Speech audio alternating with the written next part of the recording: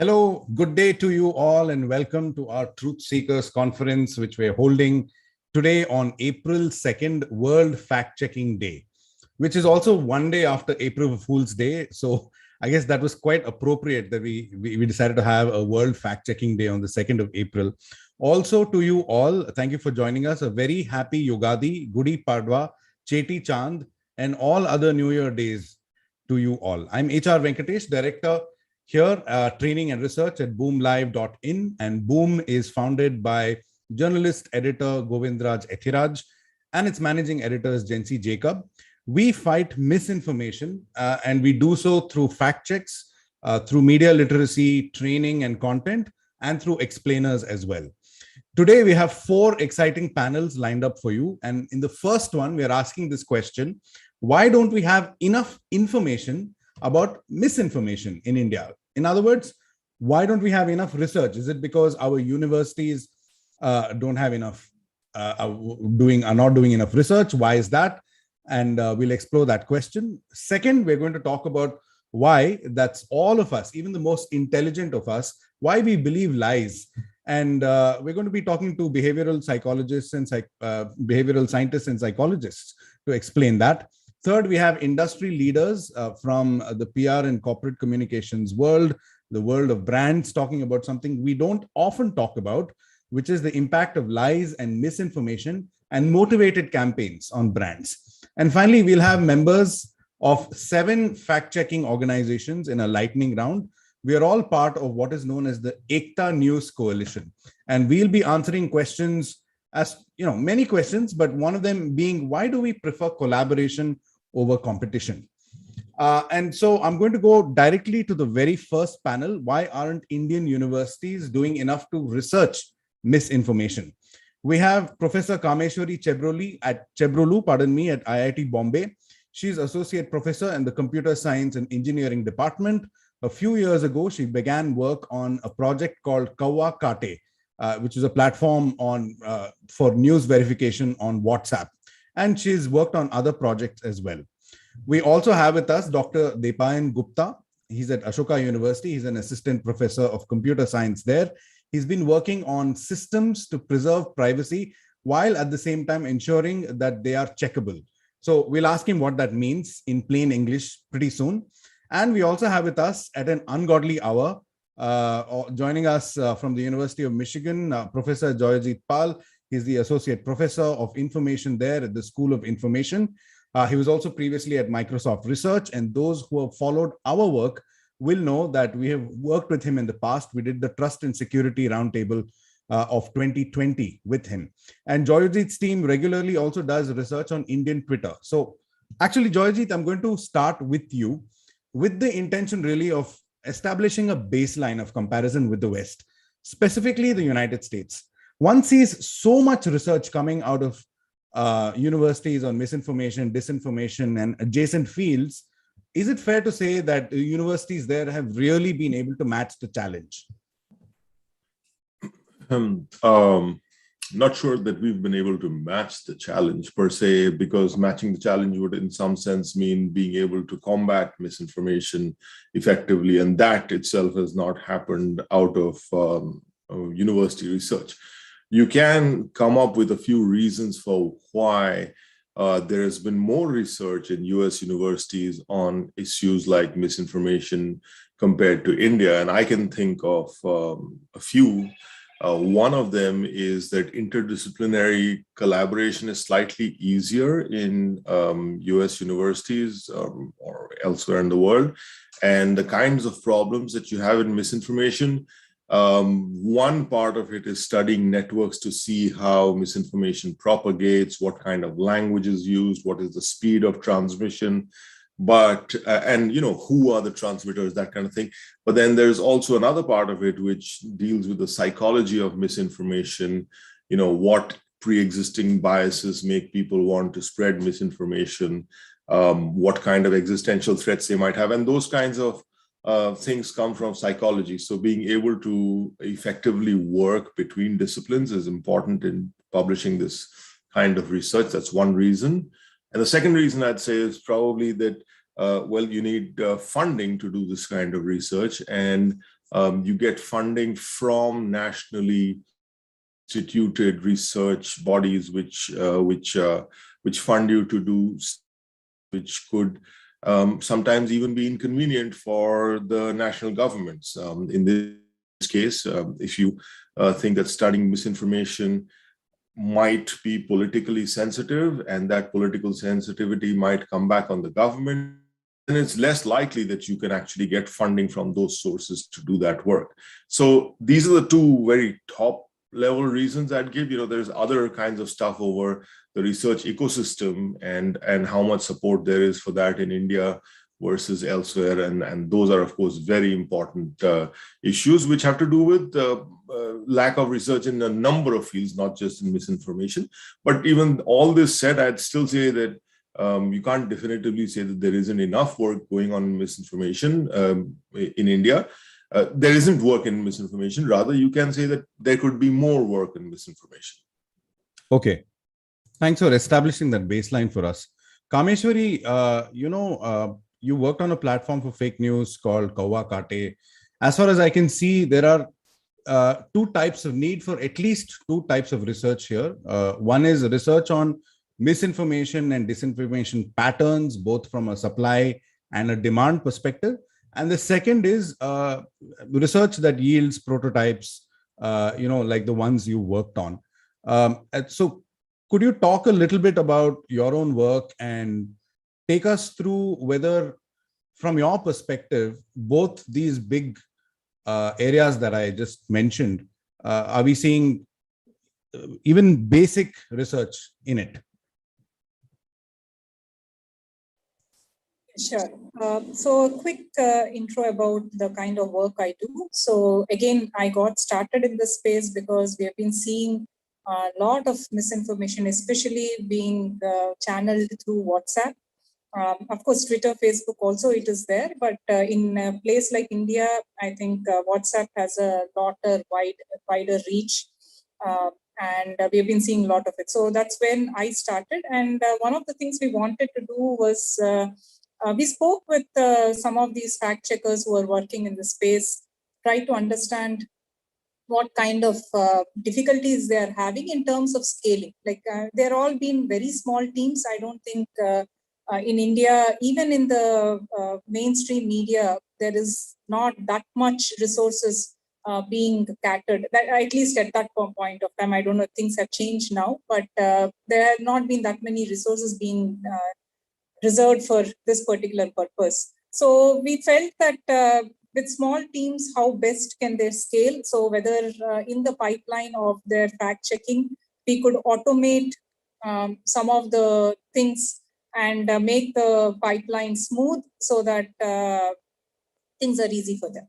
So in that regard, we came up with a platform. We called it Kawa Kate after the famous song, Jhoot Bole Kawa Kate thing. And so as part of this, our flow was people can submit fake news through WhatsApp. We also crawl Twitter, especially all these handles of some of these fake news organizations. We see where they have been specified. They say, can you please fact check at Boom Live? In which case we grab those. And so all these claims, which we call, we assemble them together in a dashboard. And in this dashboard, we do automation like, first of all, is this worth fact checking? Because sometimes people just send good morning messages, jokes and whatnot. So all that has to be removed from the system. So that is one processing. Next we do is a lot of topic classification is also useful because some people specialize, let's say in health misinformation, some in politics, some in others. So we do some kind of topic classification there. And we also try to gather as much evidence as we can from the internet that supports or opposes whatever claim is being said. And all this we still nowhere near automating. In other words, there is enough, you can't tell with confidence that this is indeed fake news. We do require a human in the loop. So we present this information to fact checkers and then they can, it helps them ease up their workflow and they will make a decision, which then again gets routed back to WhatsApp, Twitter, channels. So that's the platform that we have built. Now, coming to your question about how has it been, what are the challenges in the space, like going back to the original theme also is, are we doing enough? It is indeed true that there are very few people within the country that is working in that space. So there are at least, these are some of the reasons which I think Joyjit also mentioned a few, but I'll add a few more.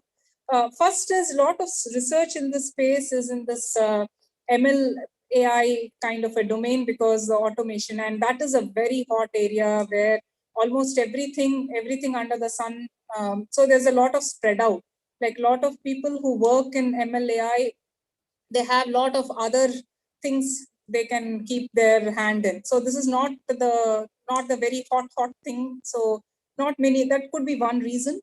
The other reason also, which I personally have also faced in working in this space, is these type of research require close collaboration. It's just not cross-discipline collaboration. It also requires a lot of collaboration with uh, fact-checking organizations like Boom Live, Alt News, because a lot of times when you do, of course, you could do research in abstract, but that doesn't have any utility per se. So you need to know the ground requirements and what best place. I mean, whatever you are facing, what are the challenges, and that type of collaborations has also been lacking. I mean, I have tried reaching out to many. In fact, we have interacted with Boom Live, we have interacted with a few other organizations as well. But it has stayed at that interaction stage. It hasn't really translated into much closer, tighter collaborations. And the third reason is that a lot of the space also requires good data. I mean, without data, you really cannot fine tune your algorithms and so on. So here also, the data actually should come from fact checking organizations, because they collect a lot of WhatsApp, they collect a lot of Twitter, they do fact checking a lot. So, so this data, there have been some resources out in the public, again, predominantly from the Western world, nothing really from India. And there are a lot of differences between what happens there versus what happens here. So first is we are multilingual. A lot of things happen in Hindi, whatever, Tamil, Telugu, whatnot. And we also tend to use a mixed language, like we mix up English and Hindi.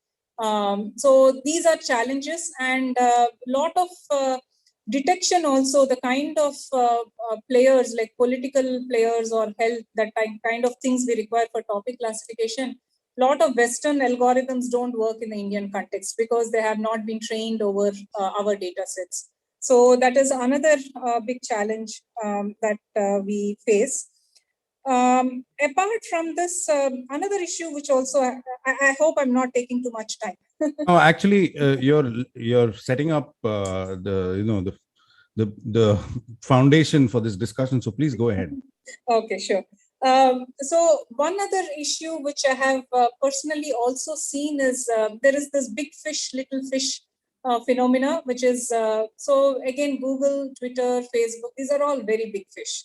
And they have a lot invested in this space as well, because Twitter, of course, there's a lot of pressure that it has to do something, Facebook as well. So when we interface with some of these organizations, it's always that, if they have to collaborate with us versus maybe collaborate with Facebook or Twitter, it tends to be more towards them because they have the resources, they have the reach. So it's been a little bit harder to compete in some sense. There is some competition there, unfortunately, still.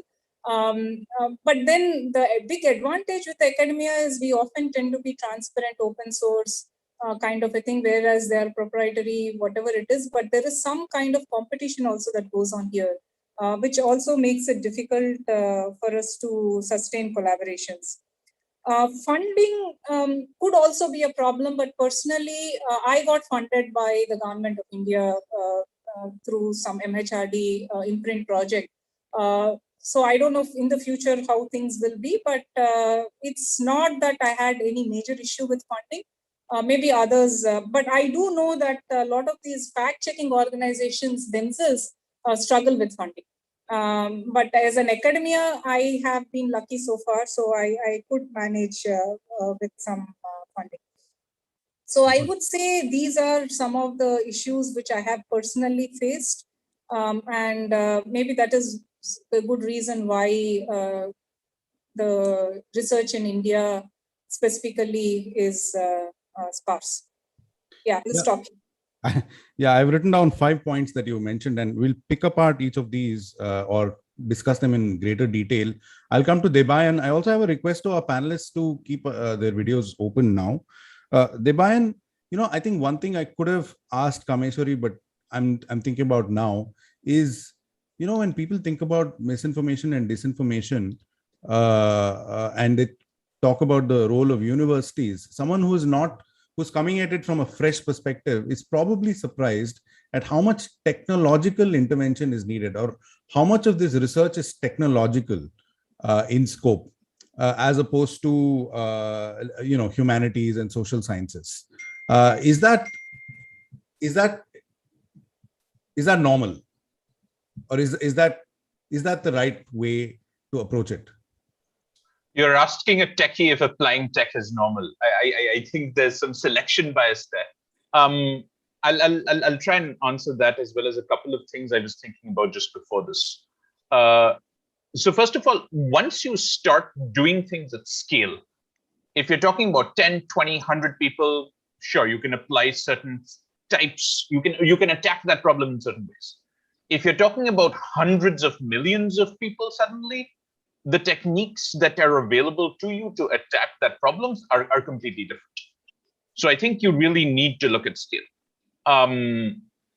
Given some of the things that were said before this, I'll just underscore those. I'm not changing any facts. First of all, it is true. One could ask equally well, why is there more chemistry research in the US compared to India? There's just more research in the US compared to India. I think you have to do a baseline, you divide by something, right? Our linguistic diversity is huge. Twitter India doesn't really represent India. Does that make sense? Like, you can have the subset of India that speaks in a particular, let's say English or whatever, and that subset, which is most commonly mined for information, is not really representative of a lot of things. And that makes a lot of research very hard to do. The third problem, which was alluded to a little bit earlier, is this interface with governments and industry and all of that. Is, suppose you build something, right? Suppose tomorrow the Boom team has this brilliant brainwave, and you build a thing that can, and it's open source and all of that, right? It's completely open, completely transparent, but you spend $1 million building it, and you build this thing that can take a piece of news, and with high accuracy, let's say 97%, which is what children learn is the accuracy of the handwriting recognition for individual digits, MNIST database. Let's say you can predict whether a piece of news is honest or dishonest, credible or not, whatever. You can stick a number on it. What are you going to do with that? Like, you try to go to any of these big social media companies, they won't touch you, right? You go to the government of India, they won't touch you either. So I think a lot of these, and I'm not saying this sort of out of nowhere, there have been companies in India which have tried to go to various places and have said, hey, we've come up with partial solutions in this particular subcase. We have some good ideas, and basically they've consistently been stonewalled. And I can understand why. I'm not blaming these companies in many cases, because of the exact political issues that were alluded to before.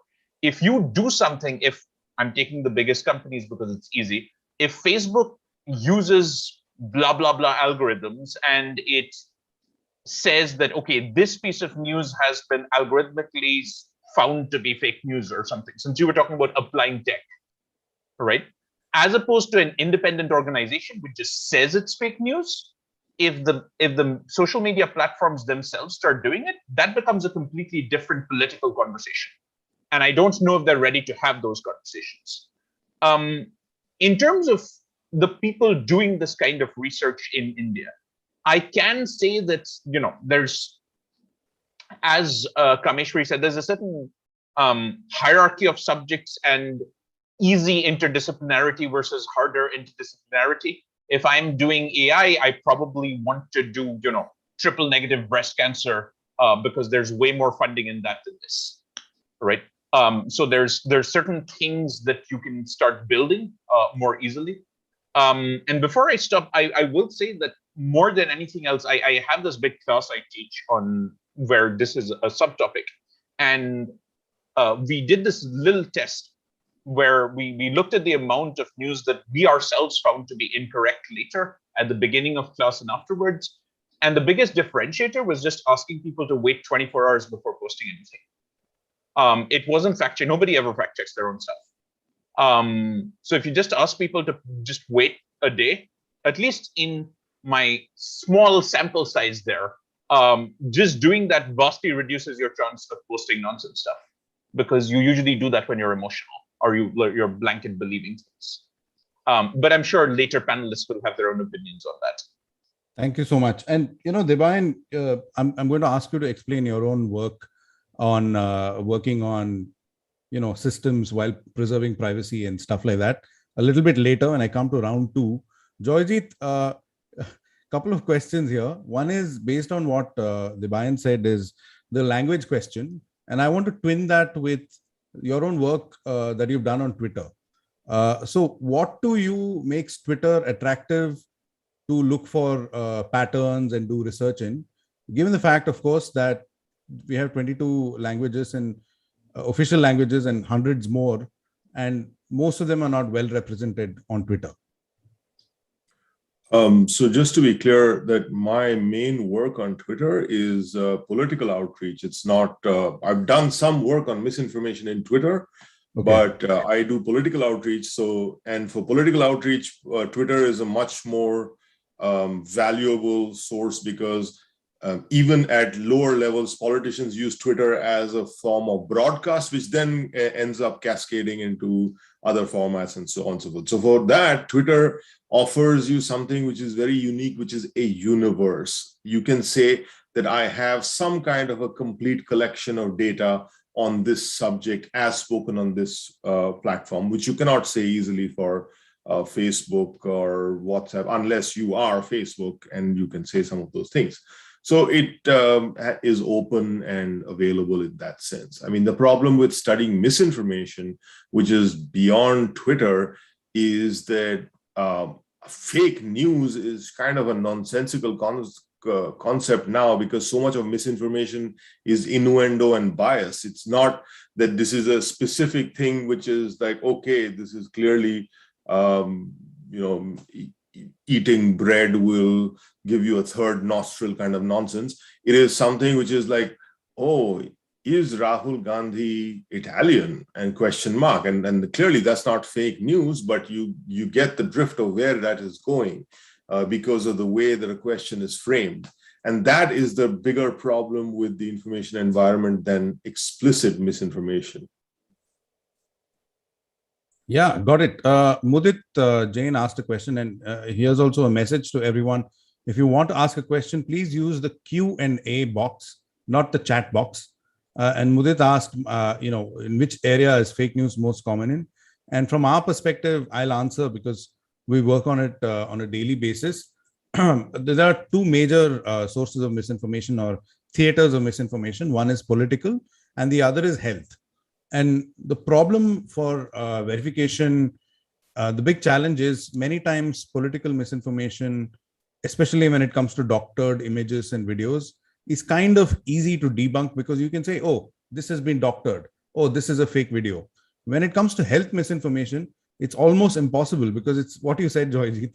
It's like, inhale, do steam inhalation 4 times a day and prevent COVID.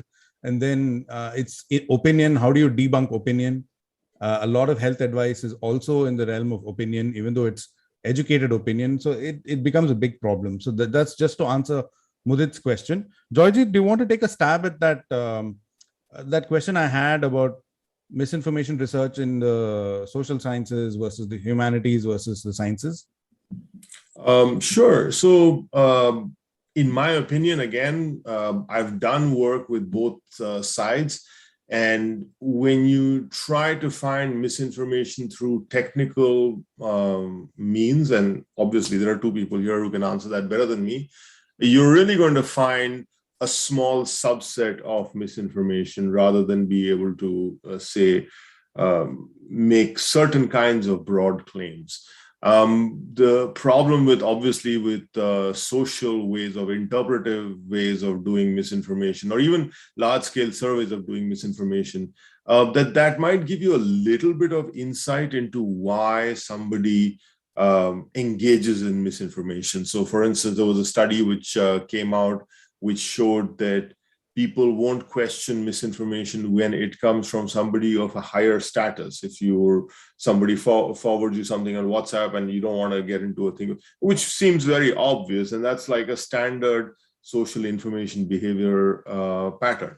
But if you wanted to do truly exciting work on misinformation, you'd actually have to do investigative work. It's almost like anthropological work with people who do this professionally, as well as people who are constantly being put into certain information environments, which moves them ideologically towards a certain kind of belief in health or belief in political issues. And each of those are very involved in different ways. You'll have to go and live with somebody who's doing that to get some kind of an inkling into that, if you wanted to take an anthropological technique, which is very different than finding certain kinds of texts, making sense of them, and what are the semantic relationships between words in that text, which you might do through NLP techniques, or studying the networks and nodes and how things spread. It's completely almost like in one absolutely has no understanding of how the other works, and they are both equally important in studying it in a structured fashion. Interesting. The thing you said about anthropological investigations, it reminded me of this this quote by Ramchandra Guha. He said, one of the things that journalism, aka maybe fact checking, shares with with research or the sciences and the social sciences is anthropology, history. They both can be sort of used. You can do them using literary techniques and narrative, which is not easy for the other branches to do, because doing so would require them to dumb down, and you can't dumb down beyond an extent. And the reason I bring this kind of side comment is because, Kameshwari, I'm going to come to you. It is, you're a professor at IIT Bombay.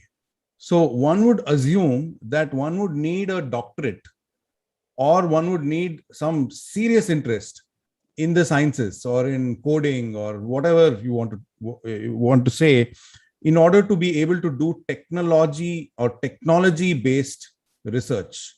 Is that really a bar that anyone can? High school students, for example, if they're part of a volunteer force, can they do something? Is it all very, very technical when it comes to research on misinformation? So there are levels, basically, depends upon what problem you're trying to solve. So anything, like I think this was mentioned earlier also, if you're trying to do something at scale, it's a complex problem. And the moment something is complex, you definitely would require a solution which requires a background, some prior experience, and understanding of the space quite well, for which definitely master's, PhD type of requirement is there. But see, in terms, so I'll add one thing which you were referring to before, and I'll link it to this particular question also. So one of the things which I personally have also seen in this space is technology can go only so far. I mean, I can make maybe, so in fact, one of the reasons I looked at this specific problem in terms of scaling, helping out fact-checking organization, is because it seemed like a very concrete problem. But this automated detection, so that is what a lot of research in this space also happens, is if I give a statement, can I tell if it is fake or not? That is a much harder problem. And in fact, during the COVID pandemic, especially related to COVID, everything which was thought to be a fact turned out to be false. What was thought to be false turned out to be a fact over the course of whatever. So in a highly dynamic thing, there is a lot of variance and opinion, like as you said. So these are very, very hard to do automated whatever detection. All said and done, finally, if you see what is the final goal is, you want people to not fall prey to misinformation. So that is, in some sense, you want an antidote to this particular problem. And technology wise, I think that I have not really done anything in that space, in the sense that how do you ensure people are submitting? So I again heard this from fact checkers that you may build many of these things, but if people are not interested in forwarding you the claims for fact checking, what do you do? I mean, you really cannot really do much. Like, for example, if there's a lot that is circulating, but hardly one or two people are actually leveraging fact checking organizations to get something fact checked on WhatsApp or whatever, there are many things that circulate without getting fact checked. There is not that much technology may not be able to solve some of those issues. Similarly, once you fact check, how do you ensure that something like that goes viral, in the sense that, okay, so this is known to be a problem, a lot of people are falling prey to it. Of course, you will put up on your website, and whoever you know who contacted you on WhatsApp, maybe you will mention, but that is a very small subset of people who are already getting affected by it. So technology can help to some extent there. It's not that I'm ditching completely, but there are a lot of issues there also in terms of what to do. Now, coming back to how can others help there, some aspects which, again, these are just in thought.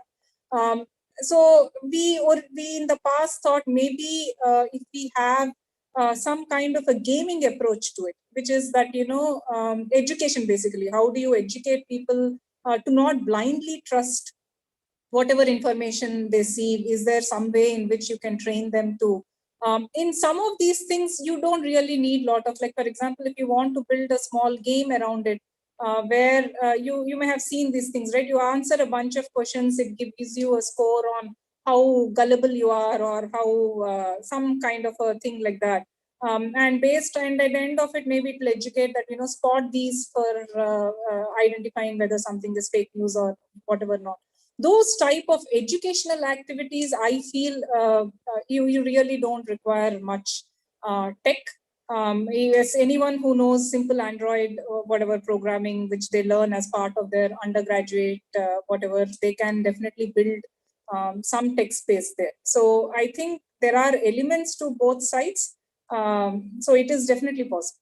So that's that is definitely encouraging, news coming from you. Kameshwari, I'm going to ask you to look at some of these questions, Q&As that have come in while I'm speaking with Debayan, especially a question by Utkarsh Mishra. If you think it is within your scope to answer that question, you can maybe take that question. The others I'll try to answer because they seem to fit in the fact-checking perspective. Debayan, okay, so this is a slightly conceptual question based on your work. Now, one of the parts of the puzzle really is how can you open up these platforms where you can see a lot of misinformation with and peek into what's going on without sacrificing the security and the privacy of the people who are part of that platform. So example is WhatsApp.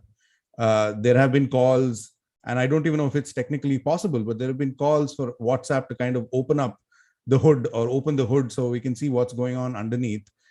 So what are the kind of challenges when it comes to ethics and, of course, research when you try to do that?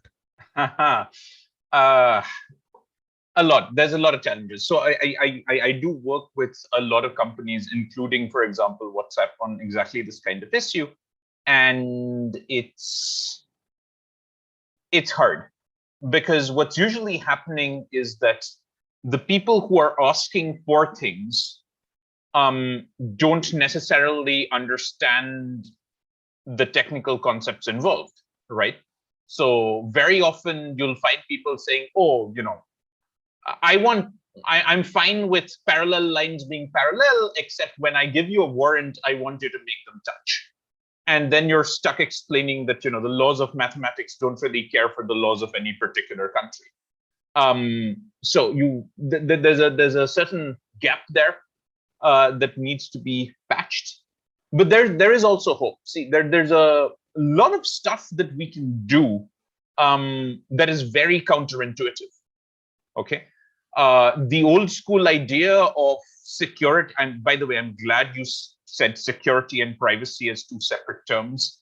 But a lot of people understand these things as, oh, I'm locking things inside boxes and now they are safe. And when I unlock them, they are unsafe. And there are certain ideas around that. And it turns out that modern cryptographic techniques allow us to do a lot of this stuff without unlocking the boxes. Okay. So just as a simple example, I'm sorry, you got me on this. I'll take exactly 60 seconds to do this. Suppose each of us has a piece of private information which we do not want to share with anyone in the whole wide world. We don't trust anyone. Let's say our salaries. But there is some useful information that we want to grab on top of that, right? So you might want to find out what is everyone's average salary on this call, but no one wants to give you their salary, right? Similar problem with some sort of messages being sent and you want to detect certain things about the messages. Well, in the salary case, you talk to any child and after a little bit of puzzling and thinking, they'll give you a solution. You take a calculator, you add your salary to it, you add a random number. I give it to Jajit. Jajit adds his much higher salary. He adds a random number and so on. Everyone goes around. In the second round, we subtract off the random numbers that we added, and then you have the total salary, divide, you get the average. And this is just quite secure. It turns out you can do this for an arbitrary function, right? There are lots of powerful techniques around which are getting better every single year. And you can find things out about even large data sets while still maintaining user privacy.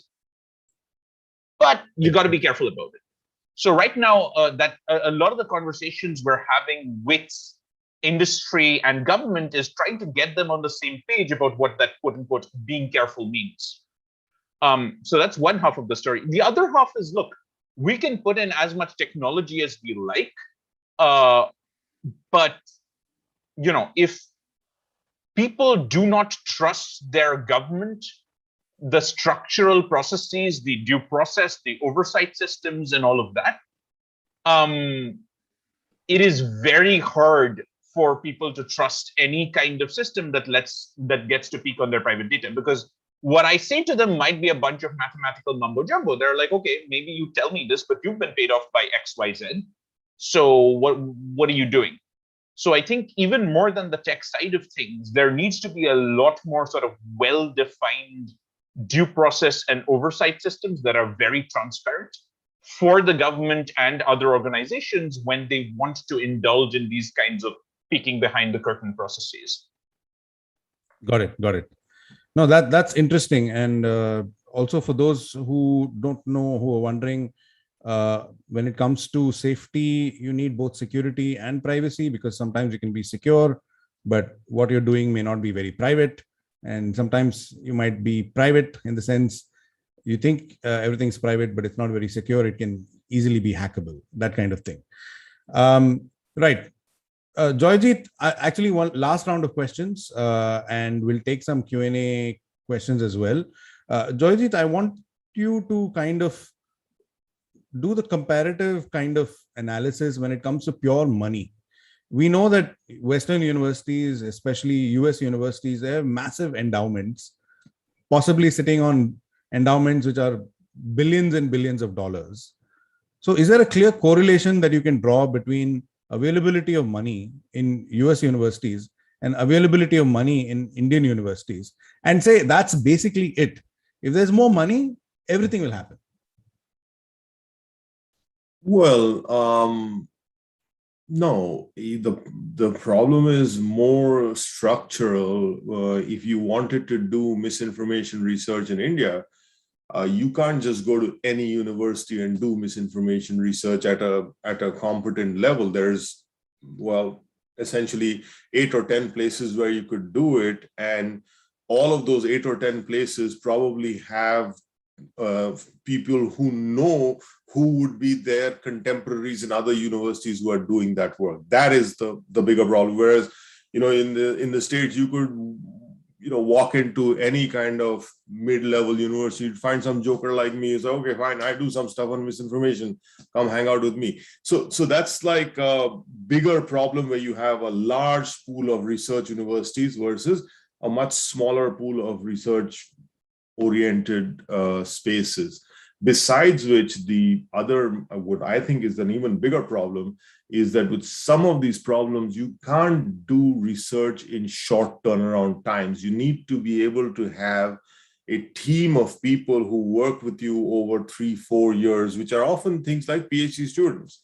And if you're relying much more on short turnaround undergraduate projects, that kind of thing, well, there's things that they can do which are more like least publishable unit type of work, and sometimes things that are truly path breaking if they're able to stick around longer.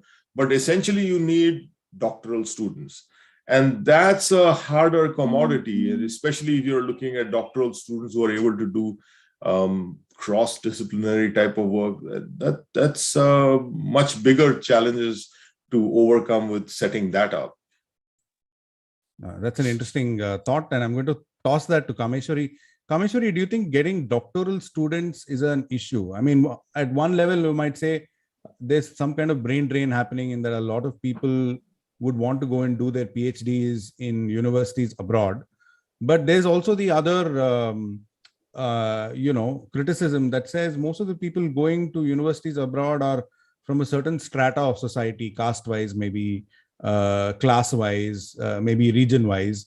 So is that a challenge you personally feel is an issue, finding enough doctoral students who you can engage with on these issues?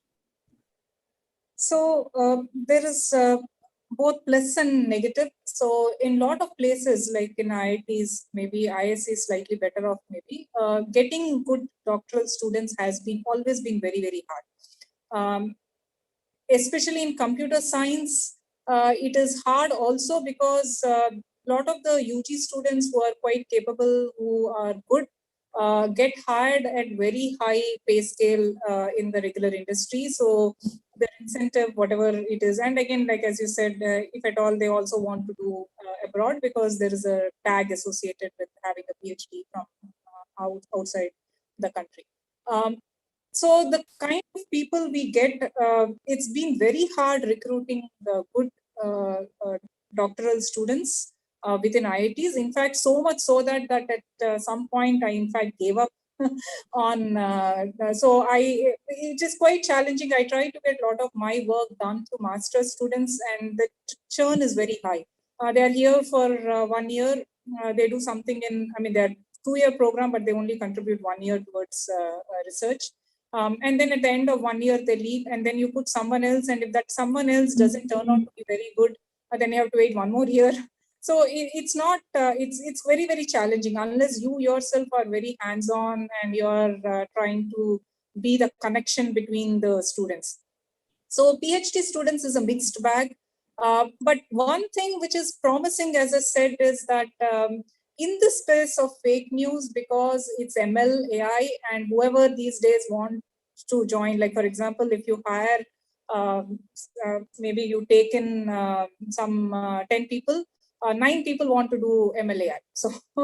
So given that that way, if you do get engaging them or interesting them in some of these things is a lot easier. So for example, I work on a variety of topics, and when I float these as topics within my institute for asking students to work with me, I have never had any issue attracting students in any topic that involves some amount of ML or AI. But any other thing other than that, I also do some systems type of research, some kind of a thing where they are more hesitant. I mean, they are not that easy to attract, at least the good people. So as I said, it's a mix. It is hard in India to get good doctoral students, but if at all you manage, this is an easy topic to attract people. Understood. Can you give Utkarsh Mishra's question an answer, Kameshwari? Yeah. Sure. So I think what he has asked is for people who are doing this type of fake news propagation, what can be done? That is the question, right? What can one do about it? Yeah. What is the scope really for prosecuting all these websites that have got a pattern of creating and spreading fake news? So, I mean, I don't know that well, but from what I gather, like, for example, if you try to spread any fake news on Twitter or on Facebook, they have their own internal algorithms that detect that, this person, and they suspend the account. But that said, I also see a lot of angst there in terms of, especially again in this COVID time, because there is very polarized opinion about many things.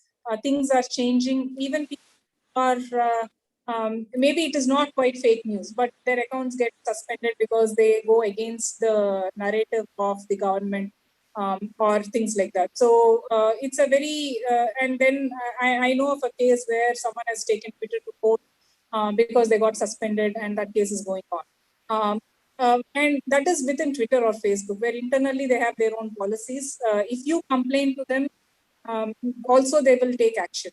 But outside this, for example, if it's a website or a lot of stuff happens through WhatsApp and you kind of gather, then the due process is you have to file an FIR, and then the police will get involved, and it's a long drawn out process.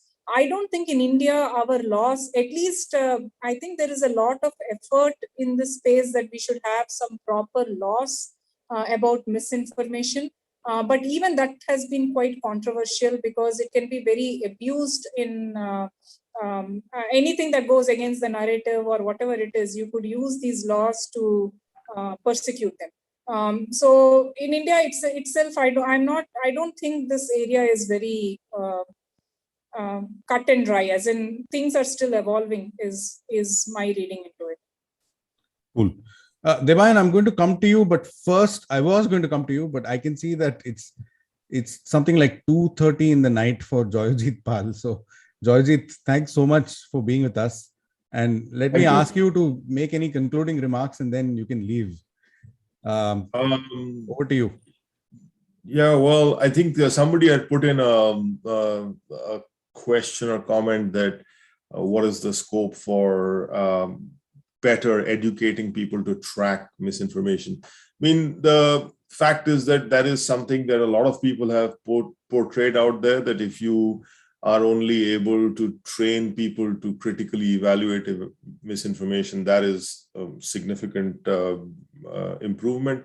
But even that I find like doubtful, because sometimes I myself think that I'm no different than some uncle who's forwarding some junk on a WhatsApp group, because given the right kind of misinformation, I am equally prone to thinking, oh yeah, this must be true because I hate that person and they would be doing such bad things only.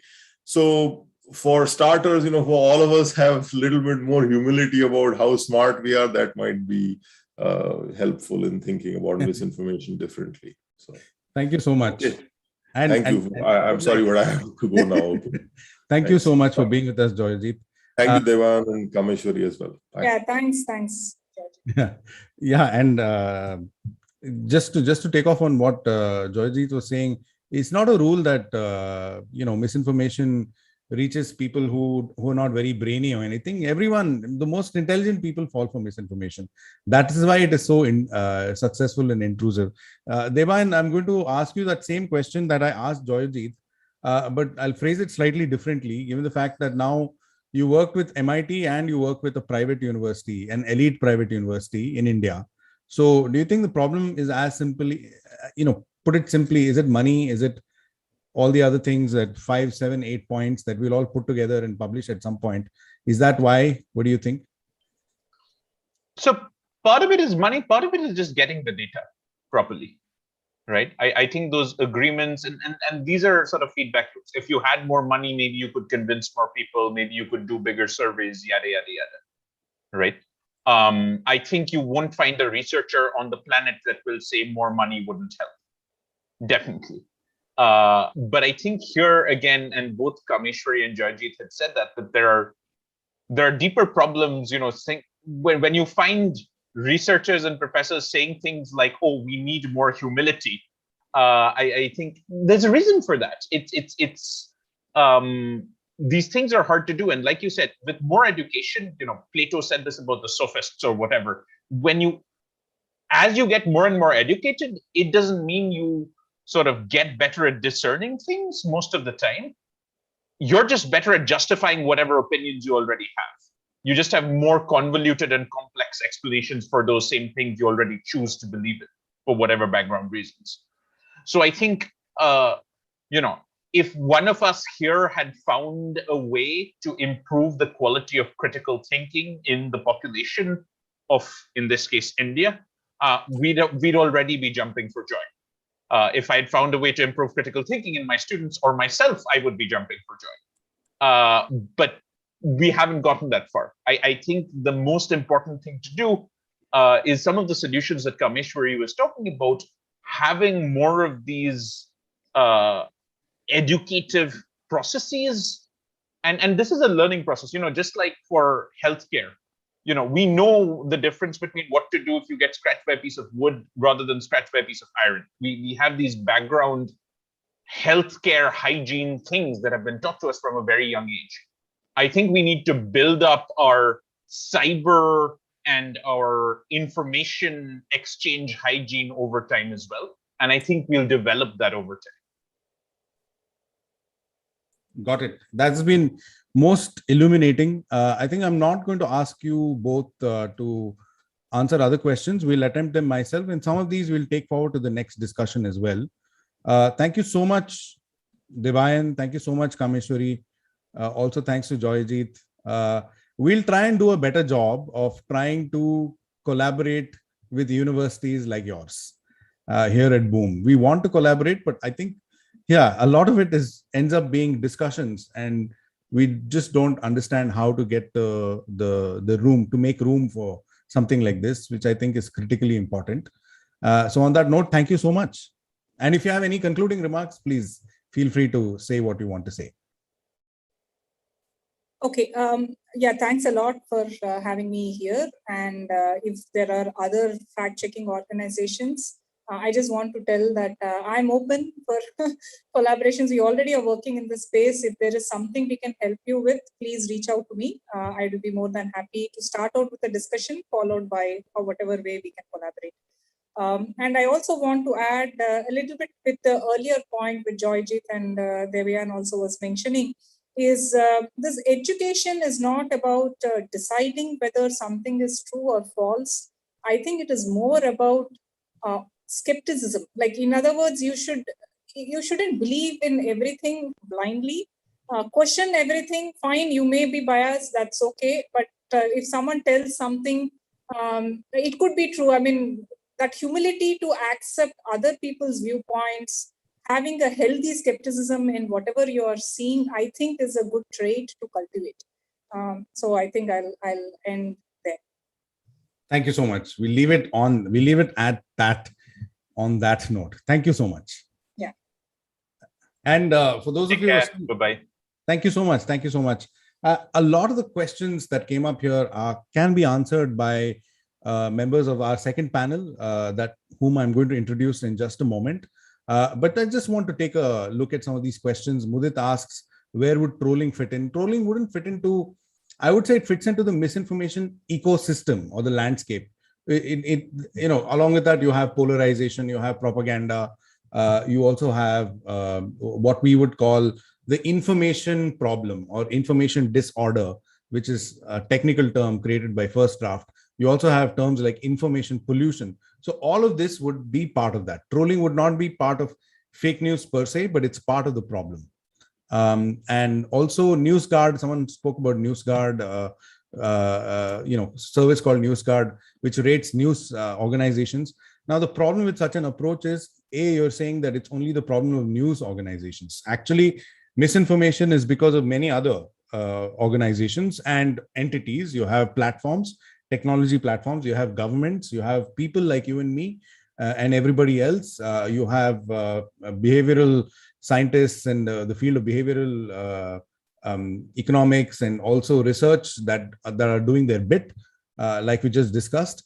And so NewsGuard may be helpful, but ultimately, if people don't accept it, it doesn't make sense.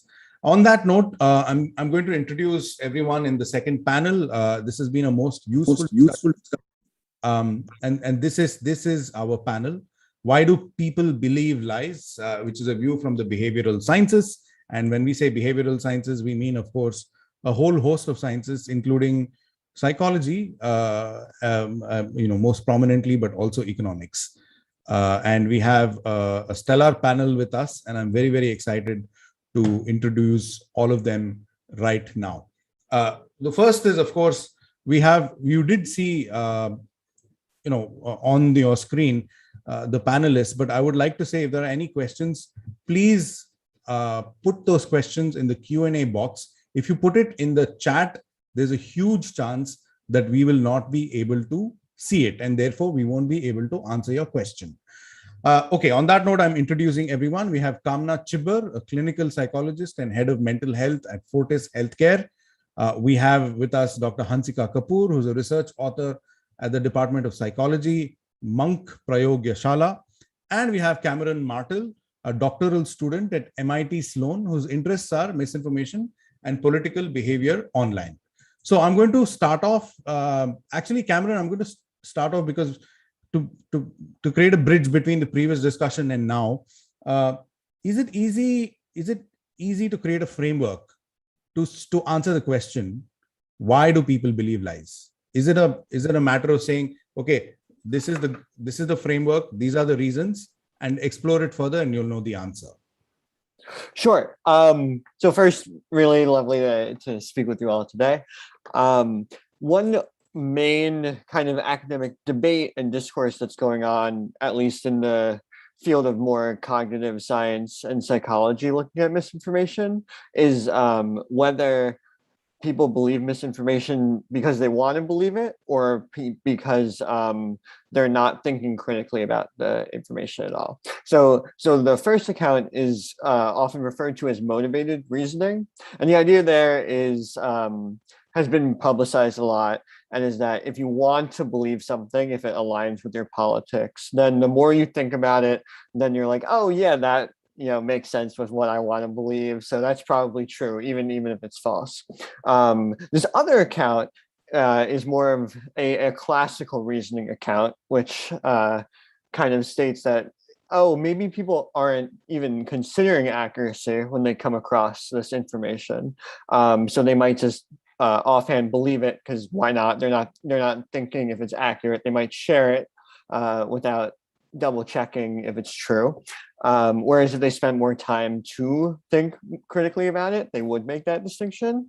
And a lot of what my lab and my research has kind of shown is that actually when you encourage people to think more about whether something is true or false before they make a decision to share it on Facebook, Twitter, or something else, that actually helps people discern between true and false and share false news less, which is really promising. It shows that, encouraging people to think more isn't only going to lead to them like reasoning their way into wanting to believe or share stuff that aligns with their beliefs. And is one avenue towards like thinking about, maybe people are believing or sharing this false stuff because they're not even first taking that step of questioning it.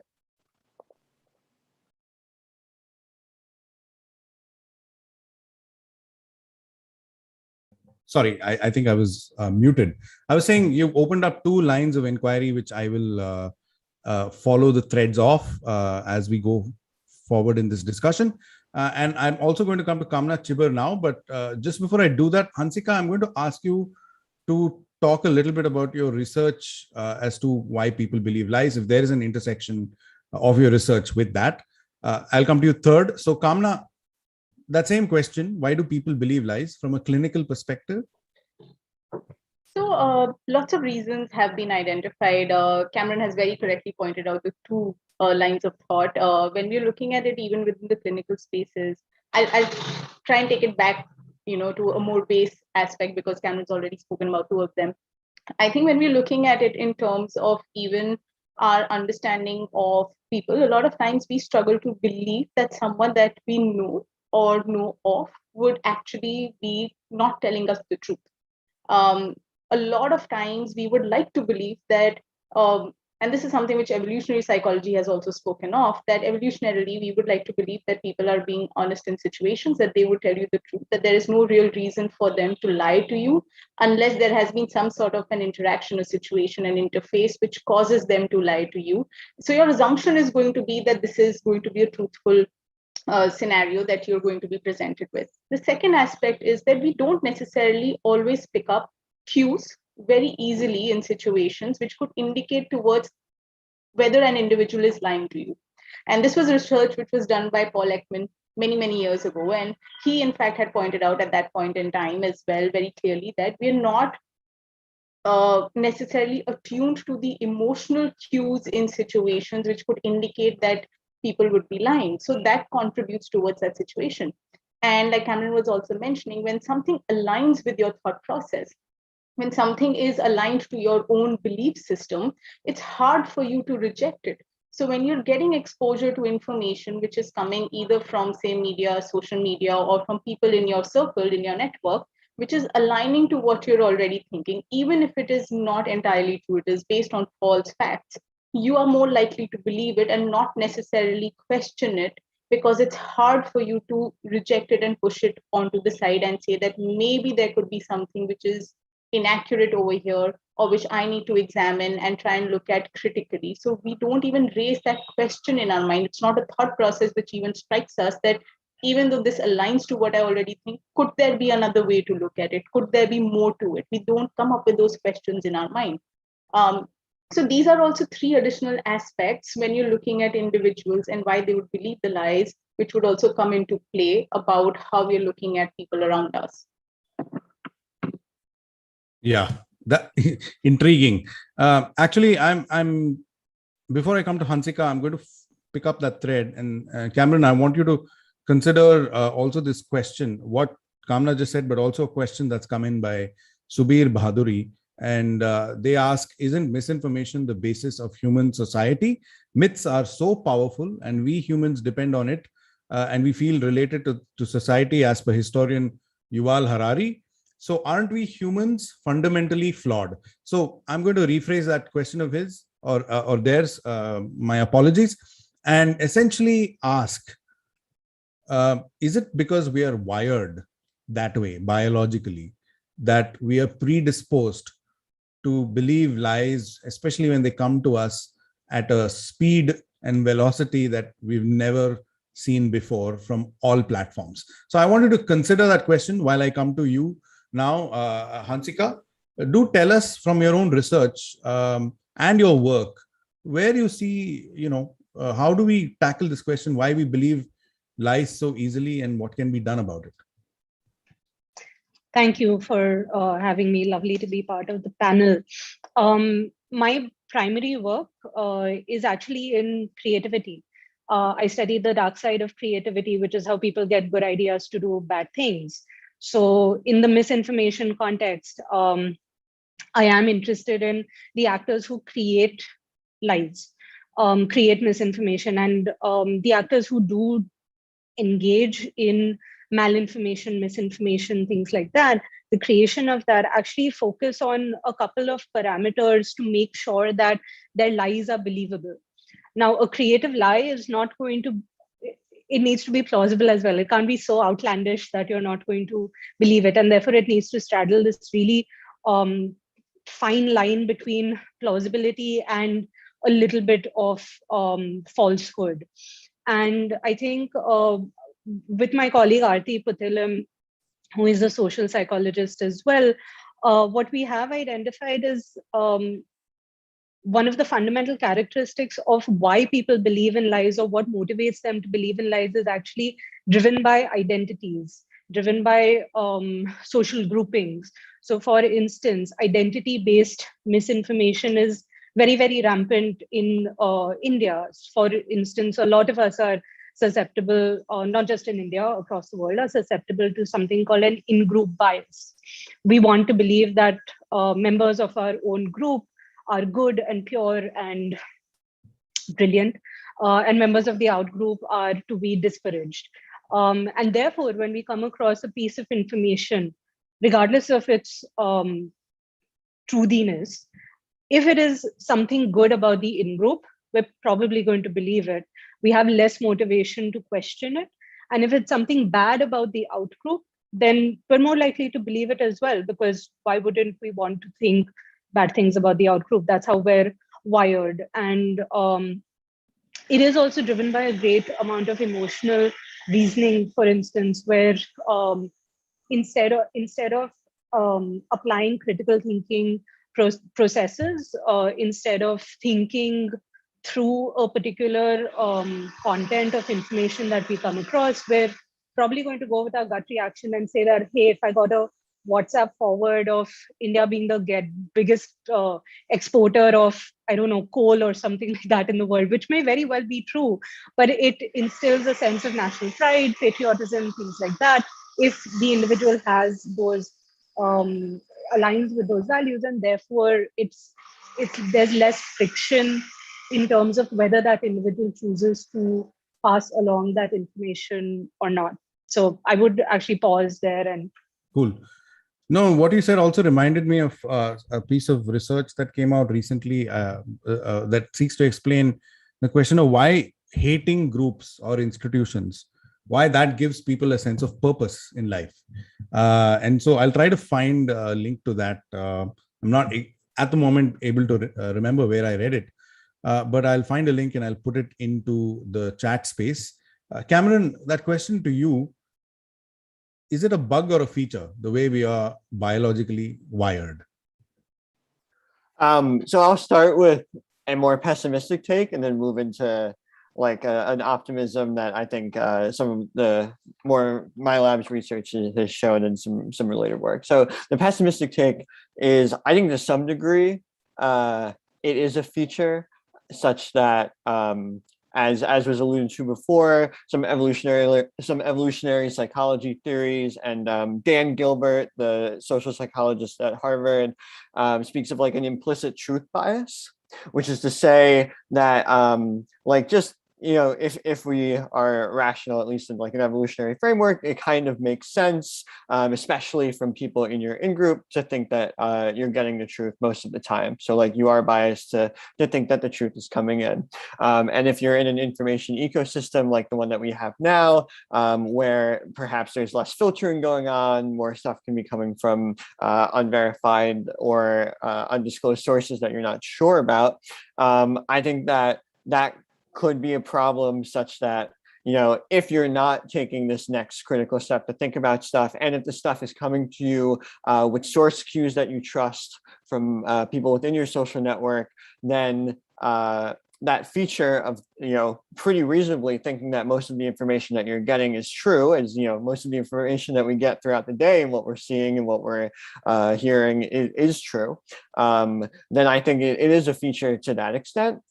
Now, here's the optimistic take, which is that even though, you know, we've always had, you know, lies, misinformation for forever, people do seem to be generally pretty good at discerning stuff, at least if you like look at wisdom of the crowd's approaches, if you look at things like Wikipedia and other crowdsourced solutions, like on average, people can tell true and false pretty decently. The tricky, and I know some research in the US information ecosystem, only about 0.15% of Americans' information diet, so that's including news from television as well as online, is false. So that's really small. But the problem is that misinformation is this problem in the margins where it's affecting, it can have like really outsized impacts, especially if it's about health misinformation, if it's about politics, where it can be really impactful, even if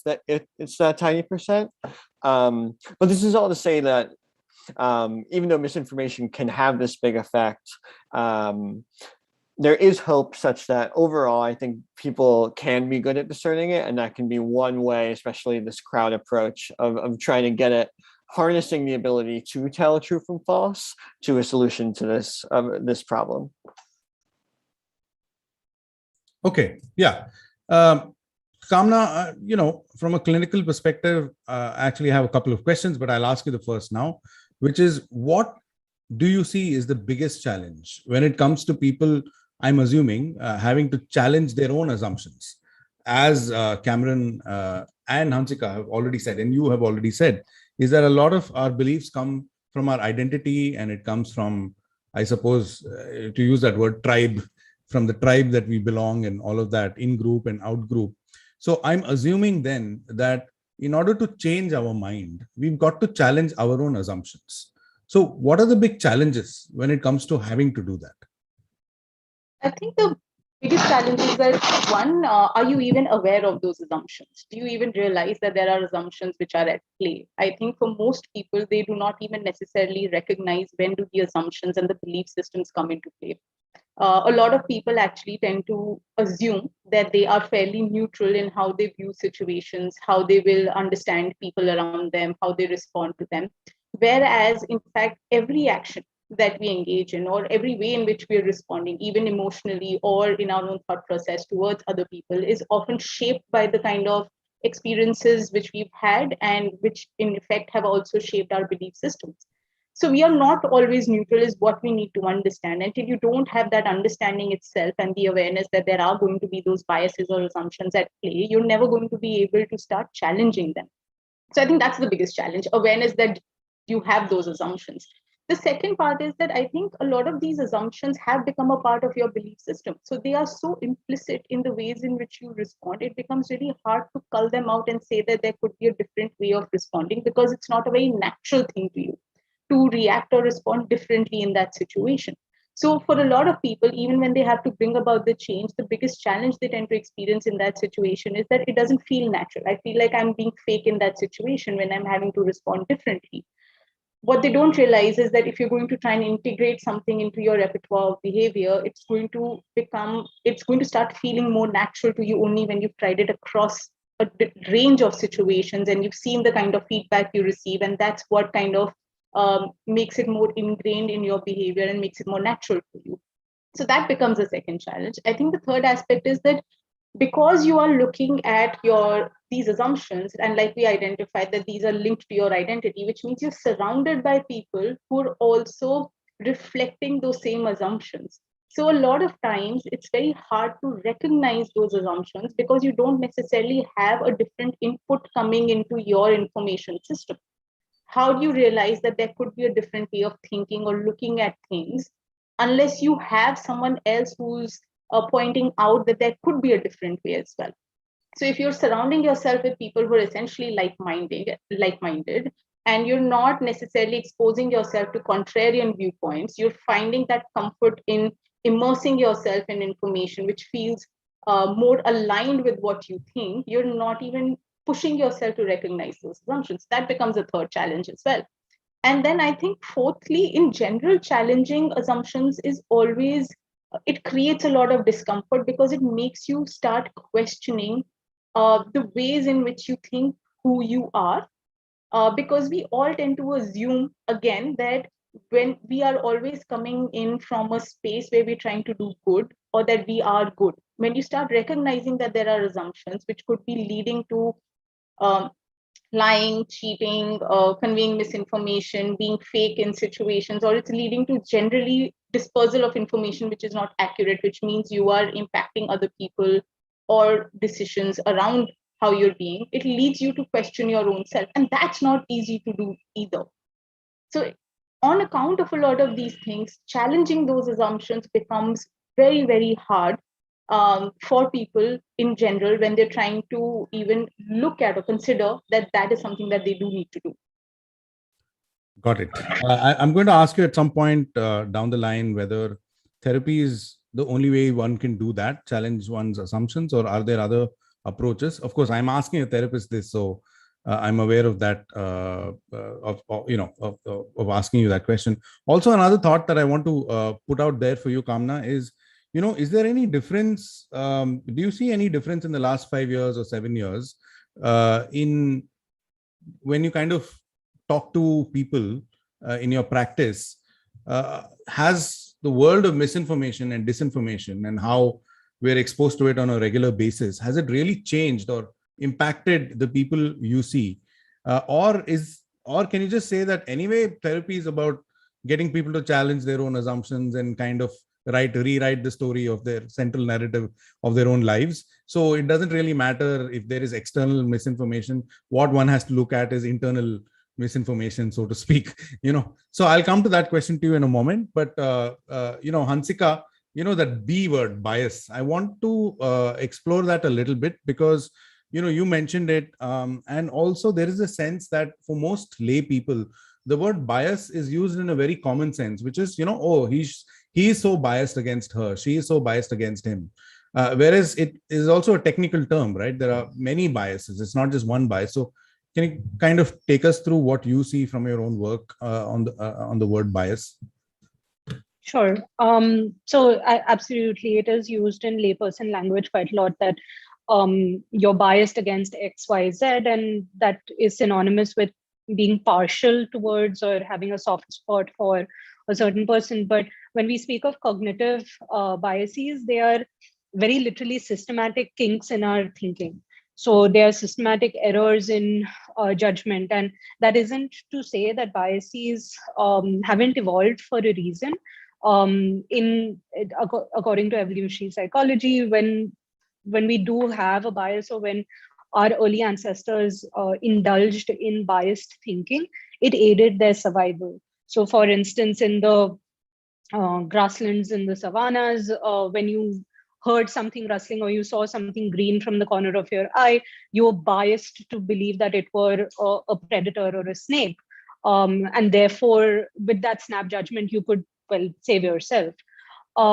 Today, biases have evolved, not to the extent that they should, in the sense we haven't really gotten rid of a lot of the biases that are pretty useless right now. We know that we can assess situations and take our time in assessing situations, but at the same time, biases enable these snap judgments to be made. And in the belief context, in the misinformation context, as Kamna was also mentioning, two biases that actually come to mind are, one is the confirmation bias, which is basically, as Kamna was saying, when you're continuously only looking for information that supports your initial belief systems, regardless of the objective truthiness of that information. So you are continuously within, say, to use another term, an echo chamber that confirms your beliefs. And unless you are going to be able to interact with individuals across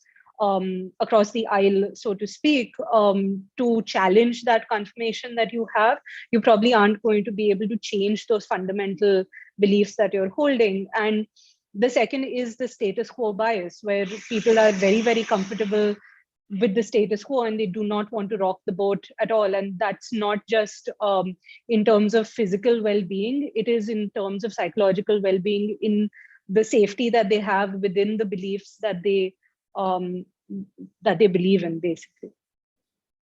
Yeah, it's a fascinating topic, and there's a suitcase full of biases that one can learn about, right? All kinds of cognitive biases, implicit biases, recency bias is one I recently fell for. I'll tell that story if there is time towards the end of the panel. But Cameron, we're talking about, I mean, the title of this conversation is "Why Do People Believe Lies?" We've explored many drivers of false news, why we believe false news. Are there any other drivers you would like to talk about that probably we haven't touched upon? Sure. So one driver that I've had some recent research on, that's kind of the flip side of that analytic thinking as a remedy for believing falsehoods, is reliance on emotion. And so this is particularly important if you're encountering potentially misleading or false information in some kind of like social media feed or like chat, since that's going to be interspersed with a lot of like different social and socio-emotional cues from, your friends or whoever you're communicating with. And so the research of mine showed that if you First, that momentary experience of emotion was correlated with worse discernment or telling between true and false news, and that when you induced emotion, so you had someone rely on emotion versus a control condition or versus relying on reason, it increased their belief in false news and didn't affect their belief in true news. And this goes to show that through some pathway, either disrupting reason or like some kind of distraction away from accuracy concerns, emotion seems to be hijacking that ability to discern, which again, something like just a reminder about accuracy might drive people back to being able to focus. A perhaps less interesting, but really important and robust finding of why people might believe something is also repetition of a false claim. This is often called in the cognitive science literature like the illusory truth effect. And the finding is basically that the more you see a claim, the more you're going to believe it. And again, going back to, is this a bug or a feature of the system? Like normally this makes a lot of sense if you're getting information in repeatedly and it's the same information over and over again. That's probably a good indicator that it's reliable.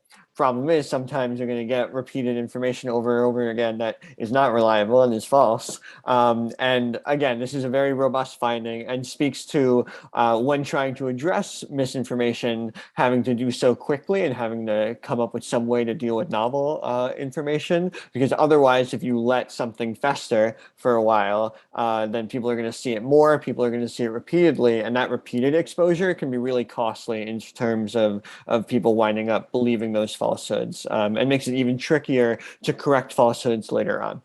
Yeah, and what you said, Cameron, is you're describing daily life for a lot of us, because we're exposed to thousands of lies that are repeated 1,000 times, and so they end up becoming truths for many of us. You know, I want to draw the attention of the panelists to this question, and I haven't decided who to give it to yet, but I'm just going to mention this question, which is just let me see that. A fundamental level, Subir says, do you think discussing diversity and meeting the omnipresent other gracefully is a necessary basic skill? So in other words, I've heard this term, right? Make a friend who doesn't look like you. Is an exhortation or something we hear from many places. Teachers typically say that. We see videos asking people to make friends with the other, right?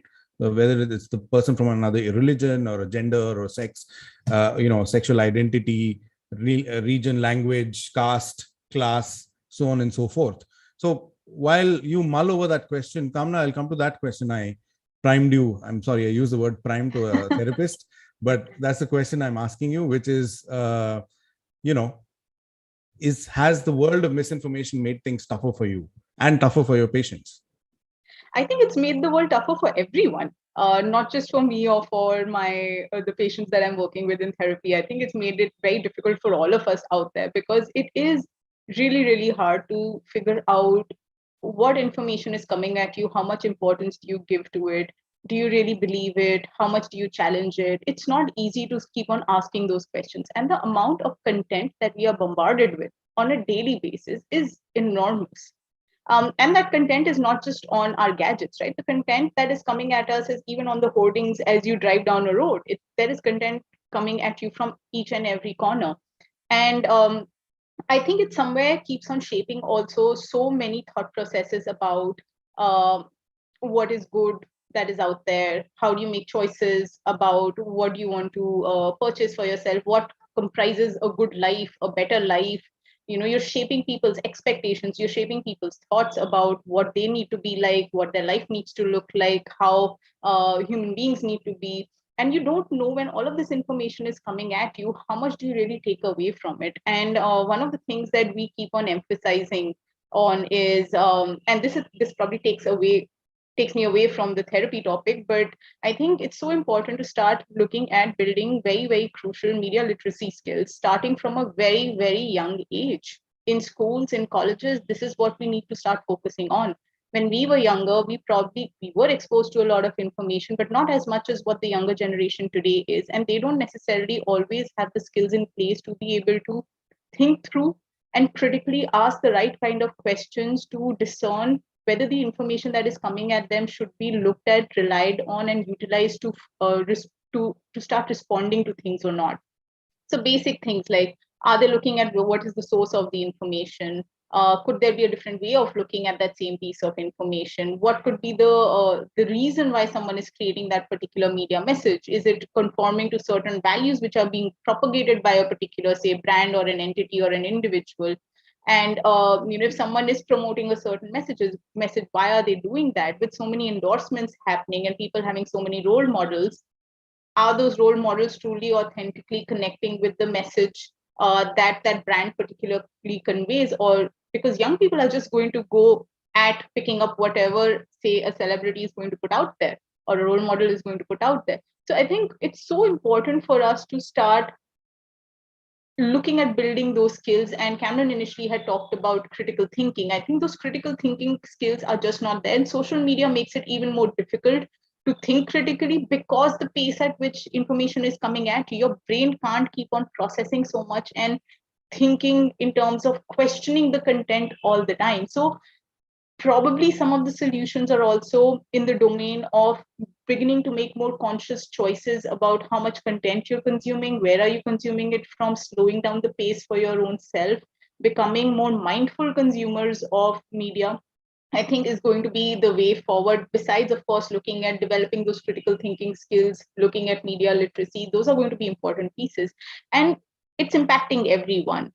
These are questions which, in fact, do come up for us in our therapy sessions as well. That, okay, I saw this, content which came at me on my social media platform, or someone reacted to a particular post that I put up, and now it's leading to this entire trail of messages, and I don't know what to do about it, or how do I handle it? Because I put a certain perspective, people disagree with it. When they're disagreeing with it, they're putting it out in such an aggressive manner. So it leads to also things like trolling and abuse, and it's very hard. It's very difficult right now for especially a lot of young people who we work with in therapy to be able to take care of their own selves and to be able to keep on distancing themselves from that social media persona which exists and from the real self that they are. And a lot of them, in fact, have started experiencing that there is greater dissonance for them on the self that they're putting out on the virtual platforms and the self that they really are, which is also making it difficult for them to feel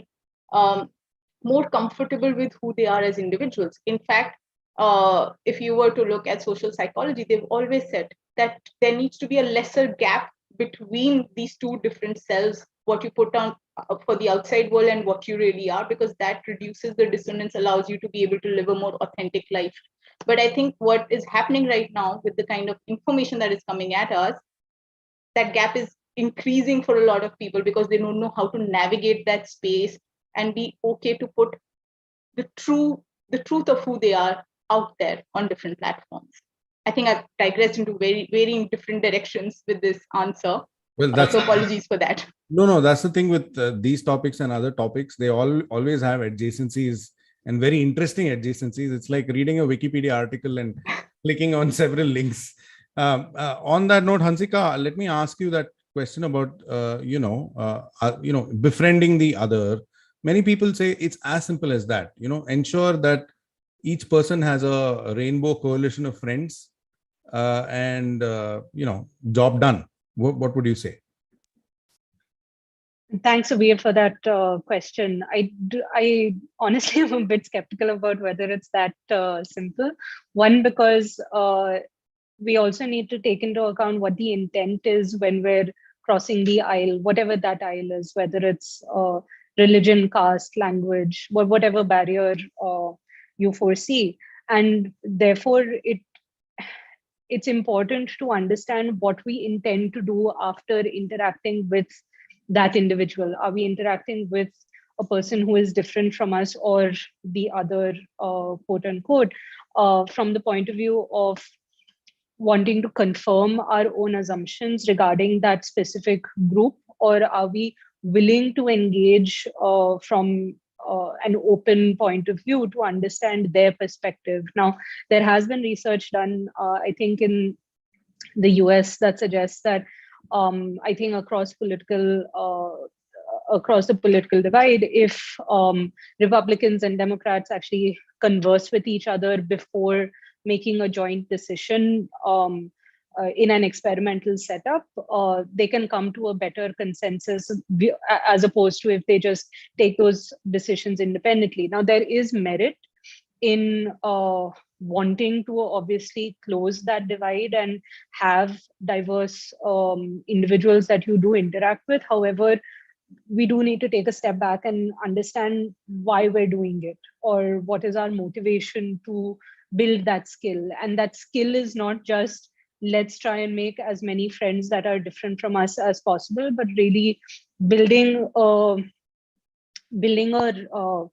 battery of abilities so that we can interact with them, not from the point of view to confirm what we believed about them before we began the interaction completely, but rather to learn from them, to learn from their perspective as well. And I think I remember now the research was on perspective taking and moral perspective taking and empathy and things like that. So it does come down to very fundamental behavioral psychological processes that individuals are not born with. I mean, nobody is born with empathy to the extent that we want, but you do have to develop it over a period of time. And in the context of the other, I think it can go a very, very long way in just helping us gain different perspectives from different individuals. Got it. Cameron, I'm just going to diverge a little bit from where this discussion's been heading, because I want to ask you questions about the research you've been doing on this topic. There is a feeling, empirical feeling really, that a lot of people believe fact checkers, but there are a lot of people who say we don't trust fact checkers either. And obviously, as fact checkers, it's a question that's very central to us. So, would you support that? Is there any research that says otherwise, for example? Sure. So I have some ongoing work looking at how effective fact checks and labeling of misinformation is in like a Facebook or Twitter context. And you're exactly right that I'm focused mostly on the US context, but there's growing distrust in a lot of institutions. One of them is professional fact checkers. And this is particularly true of more conservative Republican individuals in the US. And one big concern is right now, Facebook, for example, as one policy is like going and recruiting external third-party fact checkers and labeling content. And although this is a slower procedure than something that would be like more crowdsourced, it is one of their main enforcement mechanisms right now. And even though some research has shown that fact checks work on average, there's still the question of, for these people that say that they distrust fact checkers, are these labels doing anything? And that's particularly a concern because these people that are saying that they don't trust fact checkers, they might be the ones who are more susceptible to believing and sharing misinformation to begin with. So that's kind of the research question that I set out to investigate is, for these people that really like say, no, I don't want fact checks, I don't trust fact checks, is this labeling doing anything?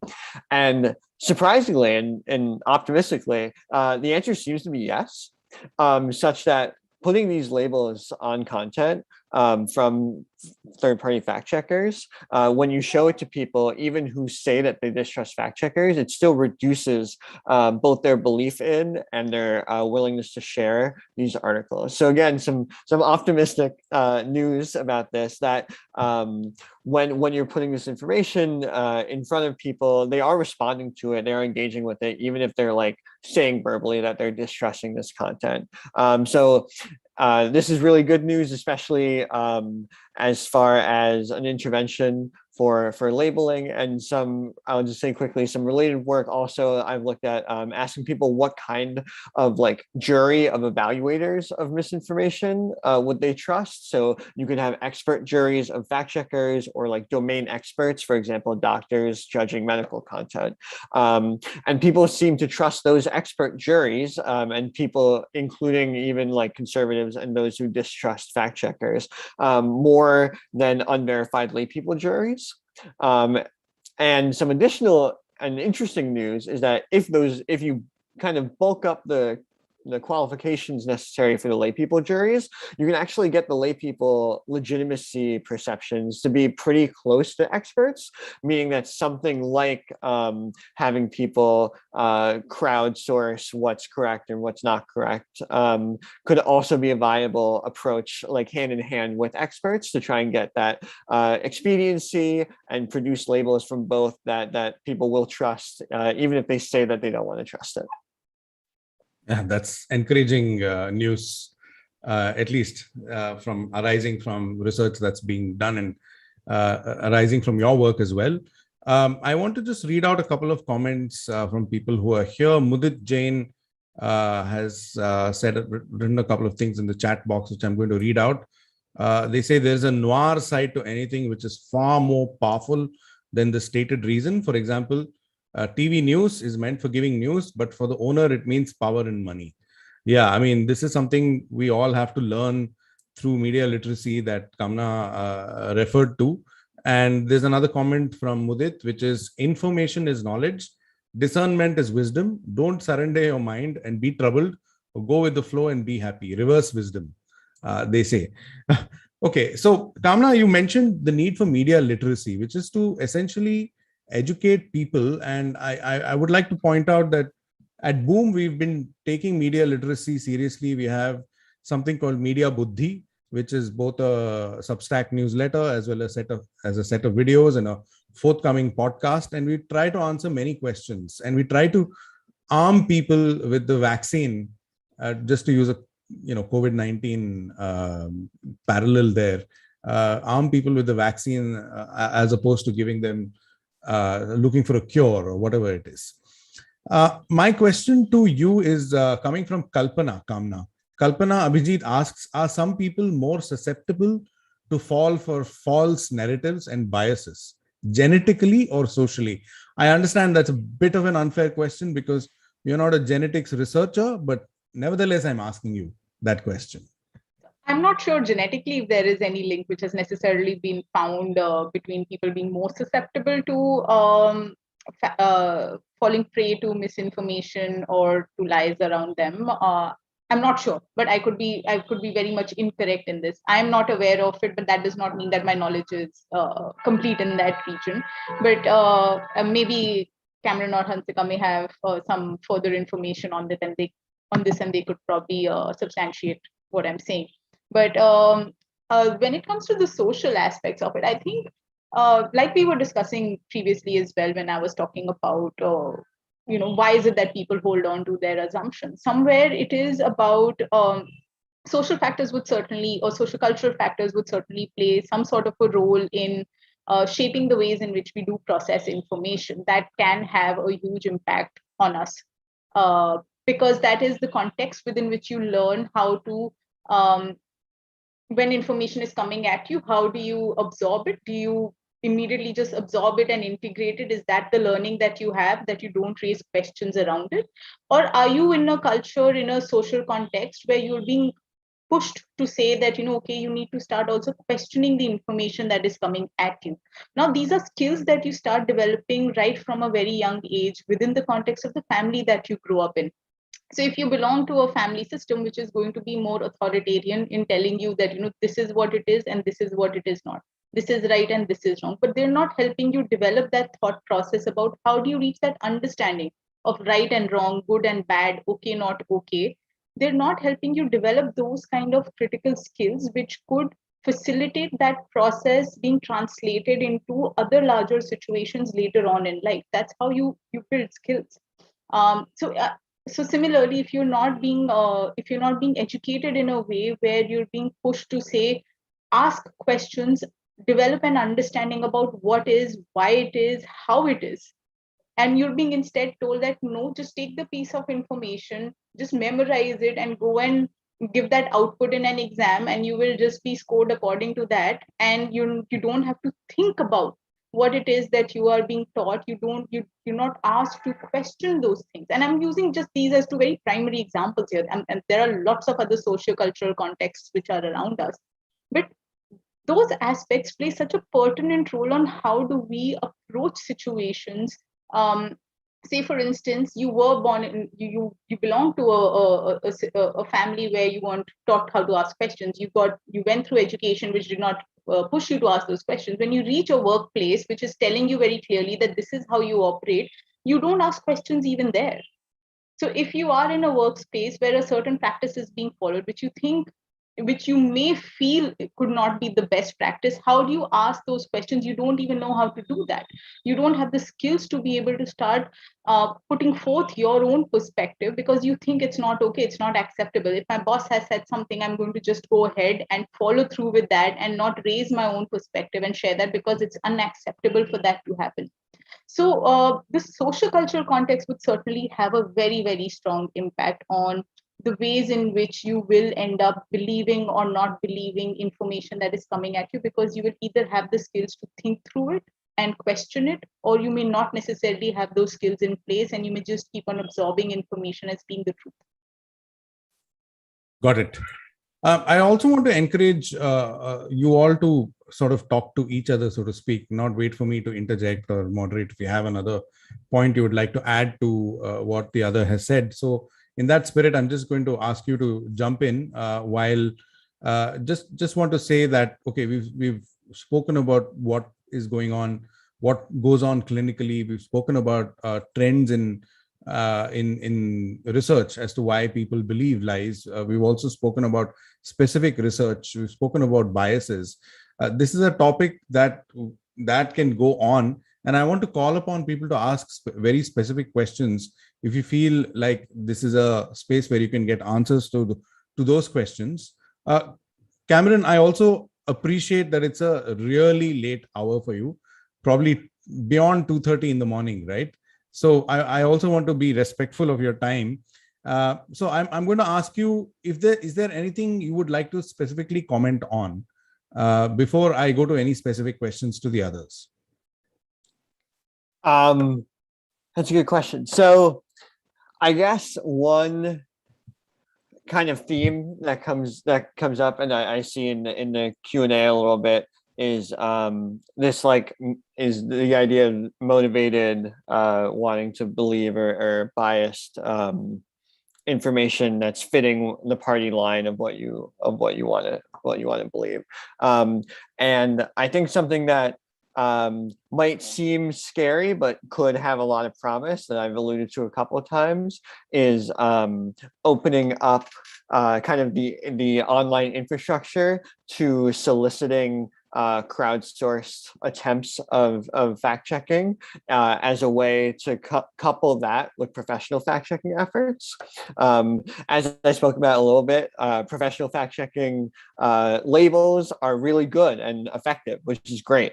And also I have some research showing that corrections that especially link to these professional fact checking sites are also good, and also work even regardless of exact specifics of how you do those corrections, which is encouraging. So you don't need to think too hard about a correction message if you see something that's wrong and want to say something. The important thing is saying something and providing a link to a fact checker or some other source. Now, that all being said, again, that can be a slow approach, and it's not really built into the infrastructure of, for example, social media sites. Whereas something that could be is crowdsourced solutions. And why this might be scary is you might think, oh, people are only going to partisan cheer on their side or their team. And to that, I would say, that might be true. However, if what they're correcting is actually false, this could be promising as well. So we have some preliminary research that looks at what Twitter has recently rolled out, something called Birdwatch, which is their first attempt at crowdsourced fact checking. And basically what we see is people are like generally fact checking stuff from the opposite political party, at least in the US context. But it looks like, at least preliminarily, what they're fact checking seems to be mostly false stuff. So even though it's false stuff that they disagree with, they are fact checking false stuff. So that's, I guess, one like promising other avenue that I would say is building something else into the infrastructure. One that reminds people to think about accuracy. So developing that tendency to reflect and engage in some sort of critical thinking, coupled with, of course, more in-depth digital literacy training, news knowledge training, how's the news produced, and then also like encouraging a greater systematic approach of trying to like cultivate and work to fix the information ecosystem. I think through something like crowdsourced fact checking could be a promising approach as well. Yeah, I mean, that along with many other approaches that many fact checkers, including us, we're actively pursuing. Well, one way to kind of frame this question that we're asking today is, why do people believe lies, or why do people not believe the truth is another way of looking at it. Hansika, I believe you worked a little bit on inattention, and you have some thoughts on how to combat why people kind of fall for fake news. Thanks. And I think the larger question here is how do we prevent individuals from falling for fake news? How do we encourage them to discern information that's being bombarded at them? And as I think Cameron said earlier as well, it isn't that the spread of misinformation is necessarily driven by malicious intent. Not all of it, at least. Some of it is just pure not paying attention or laziness, really. So one of the factors or parameters that may be contributing to forwarding of fake messages and things like that is just that we're not paying attention to it at all. And sometimes also that message content is so heavy in whether it's text, whether it's an image with text overlaid on it, whether it's a video, a 5-minute video of which you see only 1 minute before you already decide to hit forward. There's obviously there's varied content that is coming at us at any given point in time. So one way to obviously combat this is to pay more attention, but there's a kind of like a 3-step way that we can try to do this. One is to see whether you actually consumed the original message. Did you read everything in that message, or were you yourself bored after reading the first few sentences and just thought that, oh yeah, the first few sentences are pretty hilarious or funny, or they align with my worldview, and therefore I'm going to hit forward. So one thing is to actually read or consume the entire message. The second step is to actually ask yourself, did I understand the message?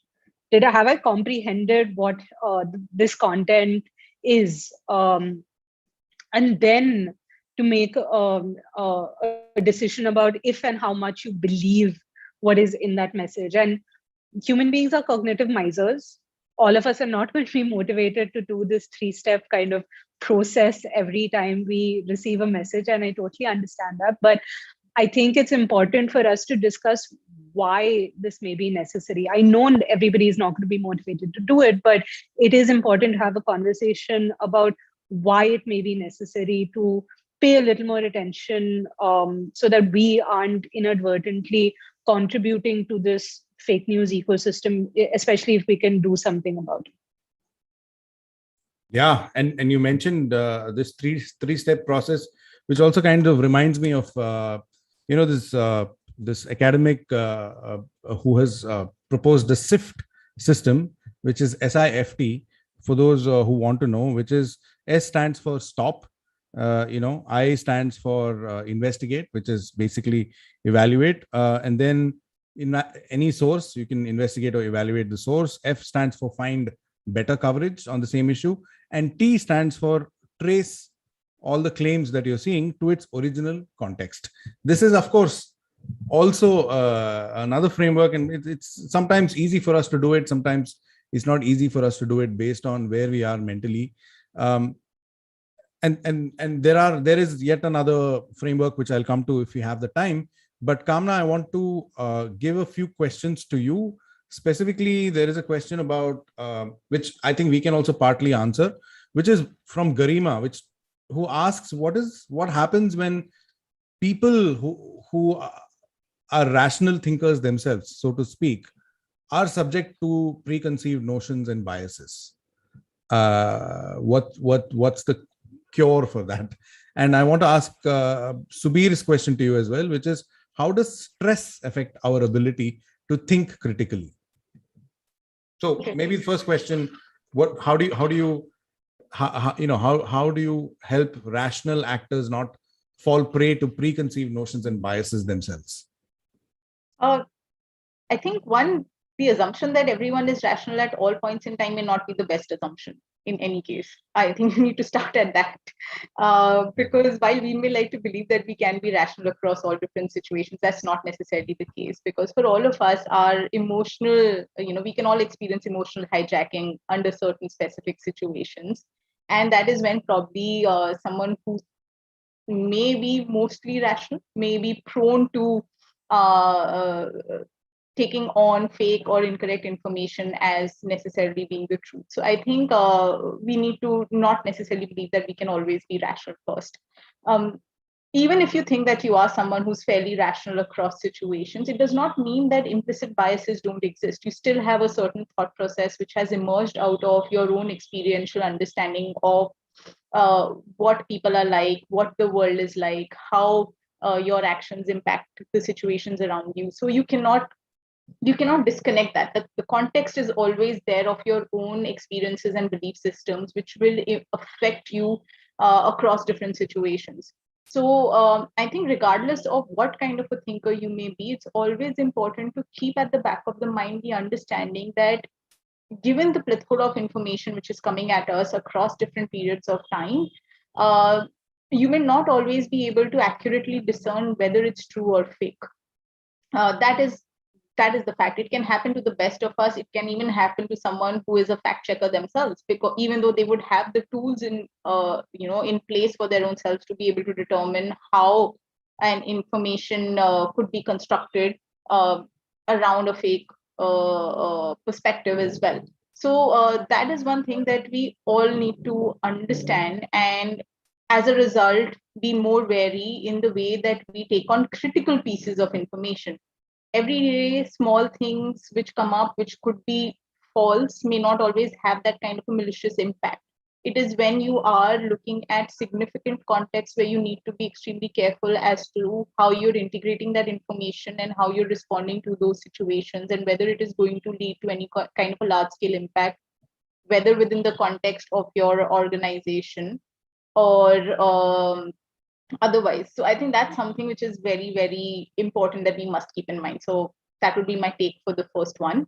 Got it. I should also interject here and say that as fact checkers, we're also aware that we're human beings and we have our own subjective perspectives, and we try hard to be open to our own biases, but sometimes the nature of biases being so, we may not be aware of our own biases. So yeah, that's a danger.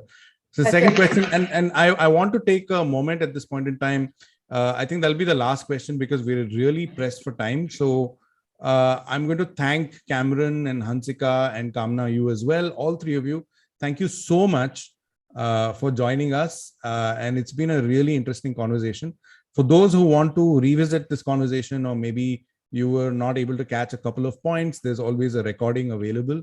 You'll find it on YouTube. Kamna, I'll ask you to answer that question before saying thank you again, which is, how does stress affect our ability to think critically? I'll be really brief on that. Stress will always affect your ability to think and to respond to situations. And if you look at it from even if you look at it from a biological standpoint, we know for a fact that continuous presence of stressors, significant stressors, which will always compromise the ability of both the body and the mind to keep continuously focusing and being able to take decisions and to make choices. That's a fact. And in stressful situations, we all know people tend to, a lot of times, they will either freeze in the way that whether they are able to process the information and respond to the situation. They can experience a desire to want to fight in that situation or fly from that situation, the typical triad that we do talk of. And that is what happens to you in stressful situations. That would automatically compromise your ability to be able to clearly think, look at alternatives, and find the right way to be able to respond, and also to be able to absorb more information. So it will certainly be impacting you in varying ways. So keeping it short. Yeah, I just want to add that from everything you said, this is the work of a lifetime, isn't it? Right? Learning to create a life where we can avoid stressors as much as possible. Also learning to kind of confront our own inner natures is a work of a lifetime, and it's very worthy work. So we'll leave it at that. Thank you so much again, all three of you. Thank you. Thank you. Thank you. Thank you.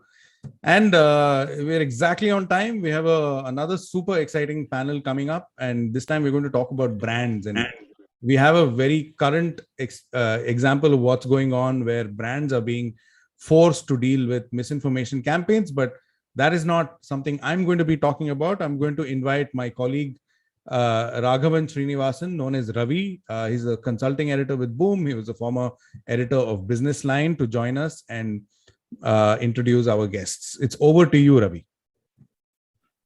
Thank you, Venkatesh.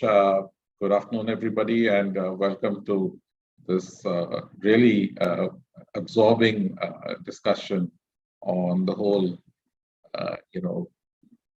really dramatically diverse spectrum of truth and lies and misinformation. 50 years ago, David Ogilvy said something which would have led to his automatic cancellation in this day and age.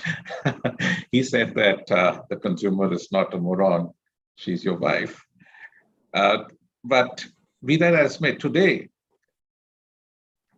the consumer is not only your wife, the consumer is armed with a smartphone, has a wide network, has the ability to instantly check anything that a brand has to say. And therefore, life has become much more difficult for marketers. Seth Godin wrote a book called All Marketers Are Liars, but that was actually just a provocative title. He was talking about the importance of for brands, the importance of telling the truth in what he calls a low trust world. Today, we are exposed to so much misinformation, disinformation, outright fake news, that, there is a remarkable reduction in trust on everything that you are, exposed to, whether it is news, whether it is brand communications, whether, it is other interactions that you may have with the world around you. There is a trust deficit in operation, which also then makes the job much more difficult than it is already. I have a wonderful panel to discuss these issues today. Let me quickly introduce you. Sulina Menon, who is the Chief Customer Officer, Client Officer. Chief Client Officer. Chief Client Officer at OMD, Omnicom, which is very, as Omnicom is known in India, very large, very diverse advertising and communications conglomerate. We also have Rakesh Thokral, who's the Managing Director of well-known public relations firm Edelman. And Edelman incidentally brings out something called the Trust Report, and we'll talk about that sometime during the conversation, which looks at how brands fare on the trust score. And then we have Santosh Desai. He's well known to anybody who reads the Times of India. He's been a long-running columnist there. He's the MD and CEO of Future Brands. He's been, in a number of key roles. Prior to that, he was the head of McCann Erickson in India, which is one of India's large advertising agencies. He was also heading marketing at Pepsi. So, and wonderfully placed to talk about these questions. So I'm just the person who's going to be the timekeeper and sort of maybe nudge the conversation along here and there, but I don't want to come between you and the experts, the real experts who are on this panel. So let me start by, I think I'll ask Santosh the first question. There is no such thing as a half-truth, right? Just as there is no such thing as a half-lie. Either it's a lie or it's a truth. But a lot of brands and a lot of marketers appear to be convinced that telling the half-truth is okay. Or not even that it's okay, that it's actually necessary, that you cannot really share everything with your customer. You don't actually lie, but you don't tell them the whole truth. How does that work in today's world? Like I said, 50 years ago, if your only means of communication with the customer was through advertising, which you entirely control, right? And the customer had really no means of either reaching out to you or talking to other, very wide, collection of other customers. At best, you didn't have social media, you didn't have internet, you didn't have mobile phones. Then it was okay. You could control the situation a little bit. But in today's hyper-connected world, how does that work? Yeah, it is obviously, it's things have changed, I think, significantly. At a certain level, I think one could argue that all advertising is almost by definition a series of, because you shine your light on one of the aspects, even if that aspect happens to be true, and that was not always the case. I mean, even the what you chose to shine a light on may be amplified to the point where it actually stops being truthful in any material sense. But even if you don't do that, the very act of choosing to amplify only one dimension and not talking about, as you said, the whole truth, you could argue that by its very nature, advertising, because unlike in theory journalism, which tries to represent the entirety of the situation the best it can, advertising expressly does not attempt to do so. It attempts to highlight, underline, amplify a certain aspect of what your product is, in order to connect with the consumer and to persuade somebody. So it's an act. It is not an innocent act of information sharing. It is an act of information sharing with a very clear interest in terms of persuading somebody to take a certain kind of an action. So to that extent, I mean, if you were to look at it in a strictly definitional sense, you could argue that all advertising is a form of a half-truth.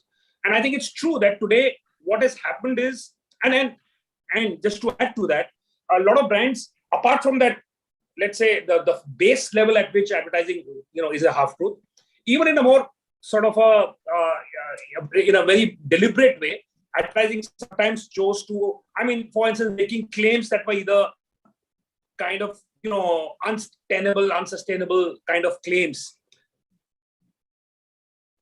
So you had advertising of that kind, which was doing, and then you would have, for instance, claims that are being made, which are, we went through a whole period of super claims in advertising, and where all kinds of highly hyper-inflated kind of claims were made by advertisers. So you went through that phase. I think today that becomes very difficult. Other dimensions. So even if the advertising chooses to focus only on one aspect, you have ratings today. You have many more voices that are today, in a sense, available to give the full picture.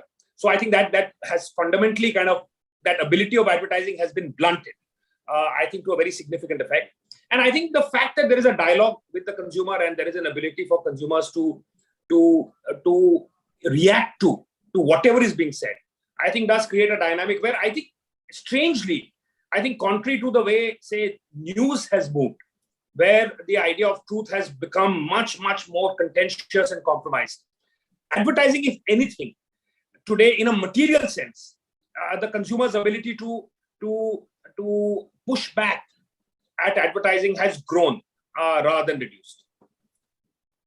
Yeah, but advertising is just one part of the conversation that happens between companies and customers, and between customers and companies and other companies, competitors, cooperators, and so on. So it's part of a much wider conversation now, and you cannot really control where that conversation goes, how it goes, or where you're getting this thing. So yes, there is some part of the origin of misinformation or lies about, say, a brand originates with the company itself. That it is sort of like I said, it's a half truth, but it's not really the whole truth, and there are also either incorrect or exaggerated claims and so on. So all that is that's originating from the company. But today there's all kinds of stuff which is coming in which hits a brand. You don't know where it hits you. It could be a prank which turns into an urban legend. I think in Pepsi experienced that when there was this persistent urban legend that kurkure is made from plastic and burns green when you light it, right? The cola companies faced it when there was this persistent word out in the marketplace that the colas are laced with pesticide. And I mean, even though the company's top executives had to go on live on television and on videos, posting videos of themselves and other people drinking the cola, but that took a long time to die down. So today, a lie or misinformation can come from anywhere, and on top of that, you add very calculated and planned disinformation. There has been discussion in the media, in the Western press recently. There was an investigative report, for instance, which alleged that Facebook had paid a lobbying company in the US to sort of run down TikTok, which was actually taking a lot of its video share away. And so these things are not unknown to happen. So you could be the victim of a targeted malicious attack by a competitor. It could be just something which is going viral on social media, somebody trying to grab some eyeballs, but you're hit nevertheless. So when that happens, how should a brand react? And this question is for all three of you, but I would like perhaps Selina to react to this first, and then maybe Rakesh. Okay. Yeah. So, I think even before I dive into the answer to that question, how should a brand react? I think we need to understand, really what is the relevance of the brand to the consumer, and why does a consumer actually look for a brand versus a product? So we all know that a product is a commodity, and brand, there is a premium, because there is an element of trust and relevance that it brings to the consumer's life, right? So the brand really has to make sure that whatever is being said by the brand in advertising, like Santosh said, that you need to pick up, a position or a truth, which is a consumer truth, and bring it into your communication, right? But today there are different dimensions that have got added onto it. Like you said in the beginning, I think that the what David Ogilvy said many years ago is still true, right? The consumer is not just going to buy you because you have fancy packaging, you have very fancy communication, and you've got a brand ambassador who's, the top hero in the country. You're not going to buy the brand. You're going to buy the brand. The other thing that you look for today is that the brand is promising you an experience, right? That is something that you have to live up to, because if you don't live up to that, the consumer is going to reject you and is going to be very, very vocal about it, right?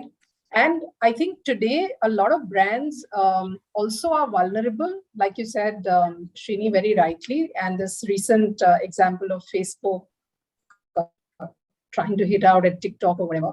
I think the most important and the underlying defense to whatever may be said to your about your brand really is that how much of a trust in your brand have you been able to make with the consumer? Is the consumer going to, take every message which is either negative or positive and actually analyze it?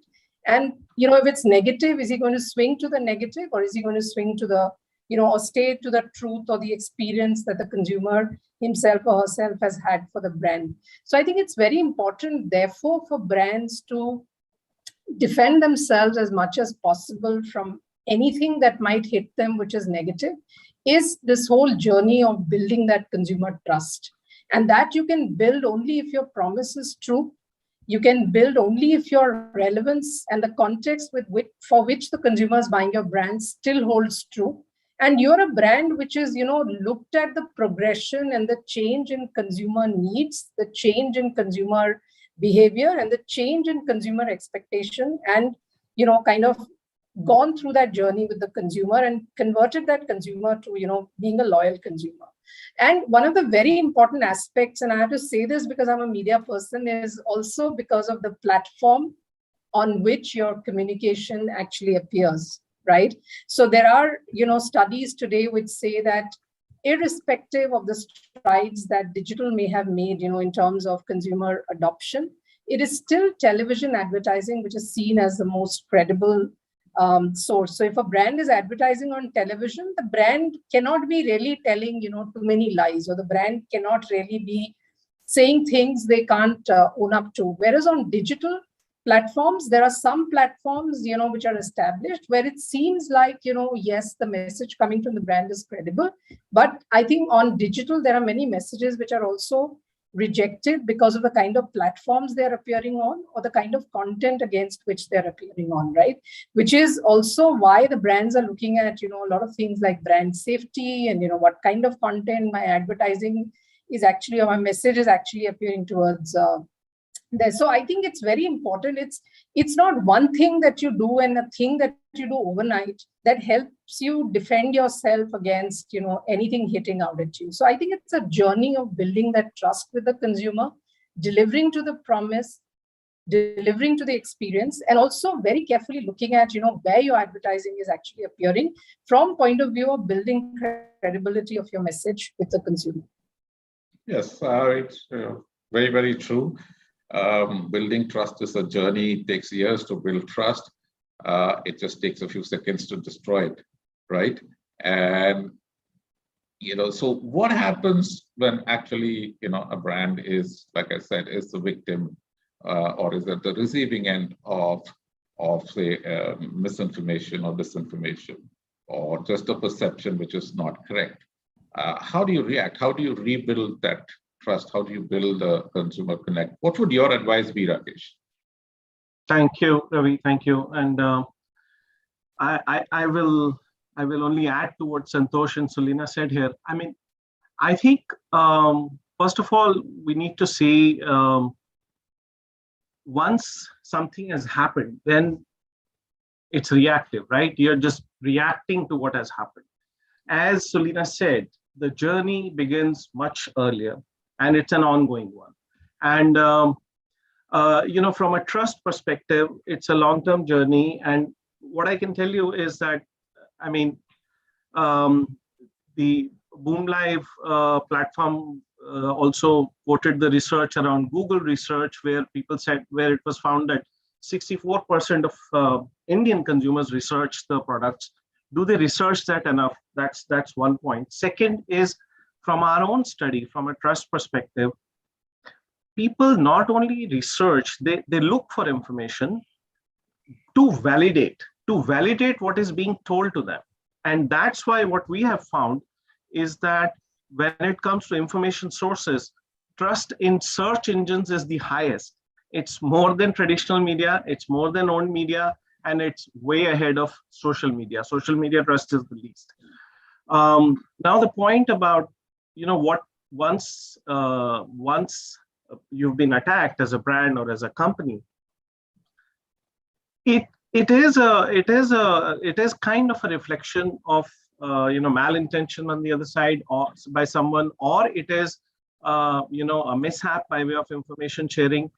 But At that point, what you can do and otherwise what you need to do, these are two things. At that point, the focus has to be on factual inaccuracy, right?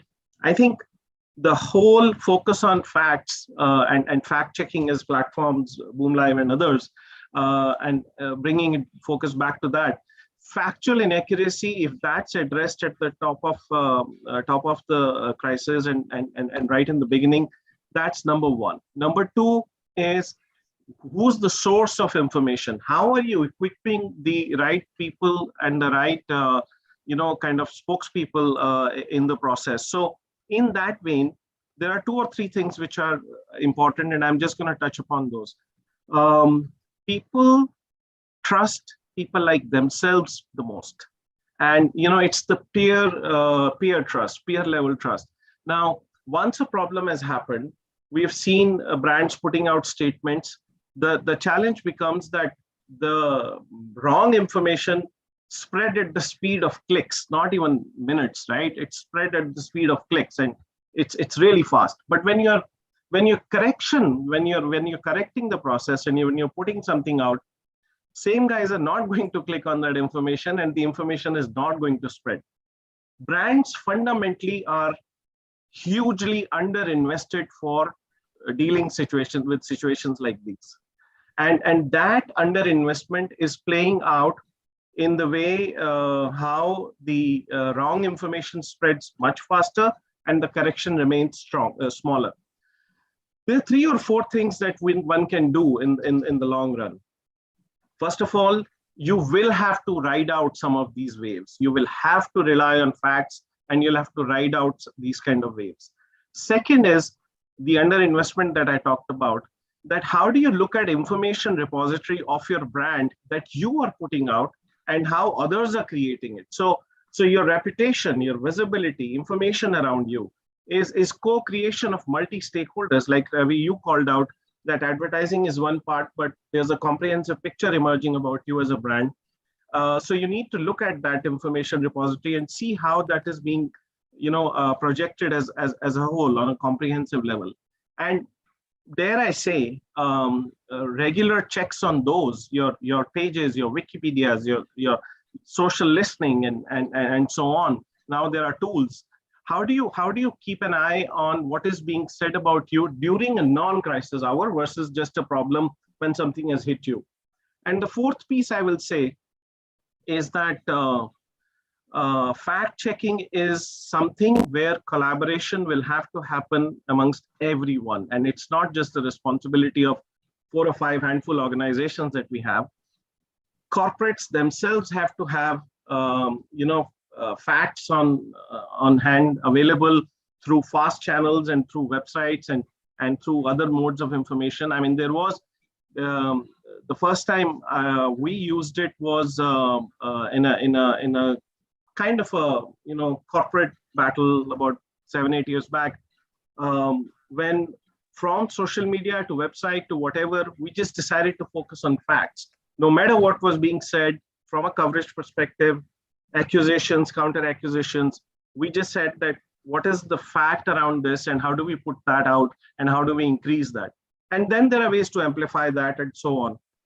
So I think that underinvestment has to be addressed. People have to invest more, companies have to invest more. Second is there's only so much you can do in a situation when you have to react. So the journey starts much earlier. You have to constantly remind consumers and other stakeholders as to what your brand stands for and what are the facts behind it. And third is when this happens, remember the speed of wrong information will be much faster than development or even your talking points. So the speed part needs to be taken care of in advance. Yeah, I know. Thank you. In fact, as a journalist, that really resonates with me as well, because truth is the only defense that we as journalists can mount if you're accused of libel, right? If you're accused of defaming, lying, or, about somebody damaging their reputation. So truth is about the only defense that works in court. So what works in court will work in real life for brands as well. Very, very, very good point. But Santosh, you've been running brands all your life, and to take up Rakesh's point about brands under-investing in this area of, basically, being looking at what's the conversation, what's the chatter around your brand, and reacting to it, having a mechanism for that. What's your take on this? And really, how important is it? Because you could also get just simply sidetracked into that and lose sight of your main objective, which is to actually go out and sell your product. Right. Yeah. No, so, I think it's true. I think, the fact is that the brands are underinvested, I think, in this area. And I think it comes from a hangover from the past. Brands have been far too used to have the information asymmetry work in their advantage, to their end. So they, in that sense, and in some ways you could say that this is like divine payback for brands, who've always had the luxury of, elbowing into people's consciousness, throwing vast sums of money and being able to kind of, play, their own games. You have these massive brand ambassadors that you've been, throwing at consumers, and very clearly sort of an asymmetry that exists in that power equation.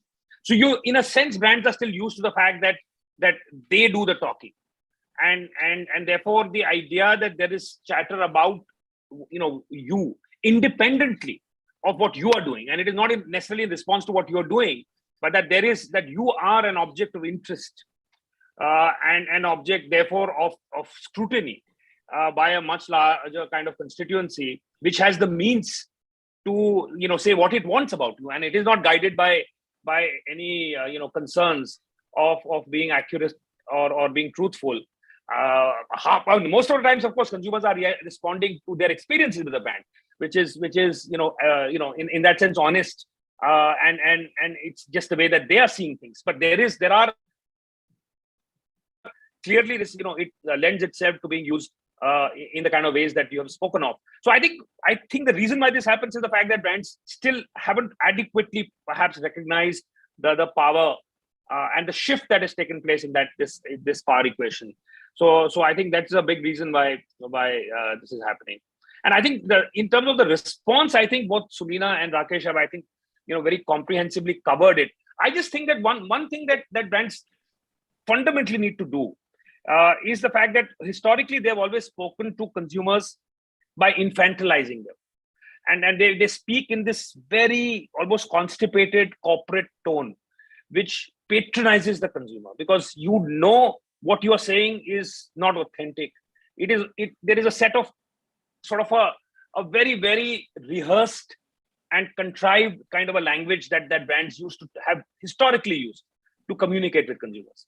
And from the safety of the fact that knowing the fact that the consumer is not in a position to answer back, you have developed this whole mechanism where brands speak in this and corporates speak in this peculiar kind of a double speak kind of language, which I think today it's exceedingly difficult for brands to learn a new vocabulary, to adapt to the grammar of the new media landscape, where that kind of a puffed up kind of self-regard that brands show, even in times of crisis often for themselves, is very easy to challenge and puncture. And there is a certain glee that people take in puncturing that kind of the kind of a posing that brands do. So I think it's very important to fundamentally change that. So it's yes, facts, but along with facts, unless there is an authenticity of voice, where you break through the fact that you otherwise speak in a certain way, and you actually communicate at a one-to-one level, and there is a human voice that seems to emanate from the brands. Unless that happens, there is it becomes difficult to in this new scheme of things to create credibility, even if what you're sharing are facts. Facts are not, unfortunately, they are not self kind of justifying.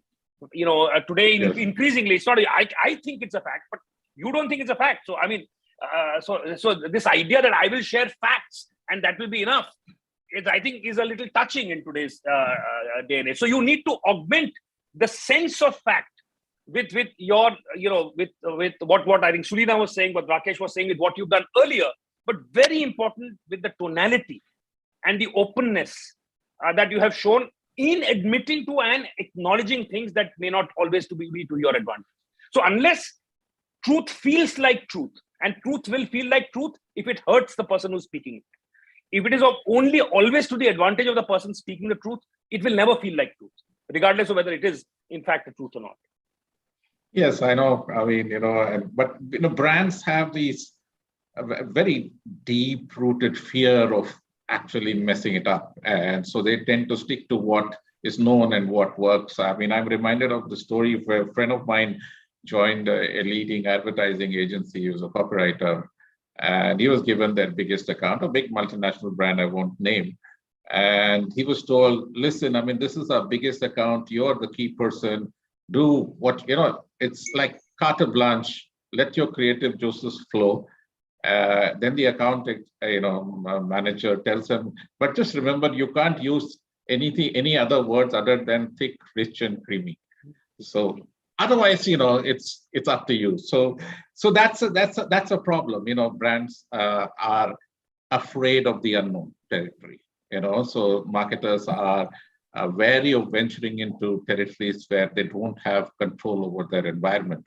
And in fact, Sulina, I would like to come back to what you mentioned earlier about platforms. And when you look at advertising, platforms are chosen not only for their reach, but to a certain extent, their credibility also adds on. So, if you use a trusted platform to send your message, to that extent, your messages gains a little bit of the rub-off effect of the credibility of the platform itself. But where does that stand in today's world of social media? We have regulations, and advertising is a sort of quasi-regulated industry. Media is certainly a regulated, highly regulated industry. Yeah. But there is next to no regulation on social media, and the zero regulation of this new creature called the influencer, right? Yeah. So how do you deal with this? When you're sort of dealing with an entity you cannot see, identify, control, manage in any way, and there is really no recourse. What is the counter? Yeah. So, I think social media is a double-edged sword, right? I mean, it can either work for you and create you, or it can, sort of kill you, right? Because of the reaction that you get from the masses who are on social media. So I think brands need to be a little smart and understand that. So I want to give example of some brands, which created themselves on social media before they came on to, the traditional mass media that you look at. There are some internet brands which are pretty loved by consumers and which have made, waves, and they're very nascent brands. So one of the brands that you look at is Paperboat. And, I think the package is complete. It is the communication and the hook to the consumer and the platform on which you come, right? So if you look at Paperboat, they were not on television. I don't think they've, been on television a lot, but they built themselves via social media with, little nostalgic films that went viral on WhatsApp, right? A lot of things that, we forget in our our fast-paced lives, and the experiences we used to love of being on a train, mom making one nice ampana for you at home and whatever. They just picked up the nostalgia, used, social media to actually make themselves into a brand. The other brand, which is, again, made itself very successful and accessible and, a delight to the consumers today is Boat. Right? I'm talking about the guys who make the headsets and the speakers and all of that. Startup run by a young guy, understood social media and really used that to his advantage to grow the brand, along with all the work that they did in the physical space to set up retail, to set themselves, in distribution and all that. So I think it is not to say that social media will only kill brands. I'm talking about these brands that were actually created using social media a lot and reaching out to the consumer on social media. I think one of the things that happens with, traditional or old-fashioned brands, so I would call these brands, really digital natives.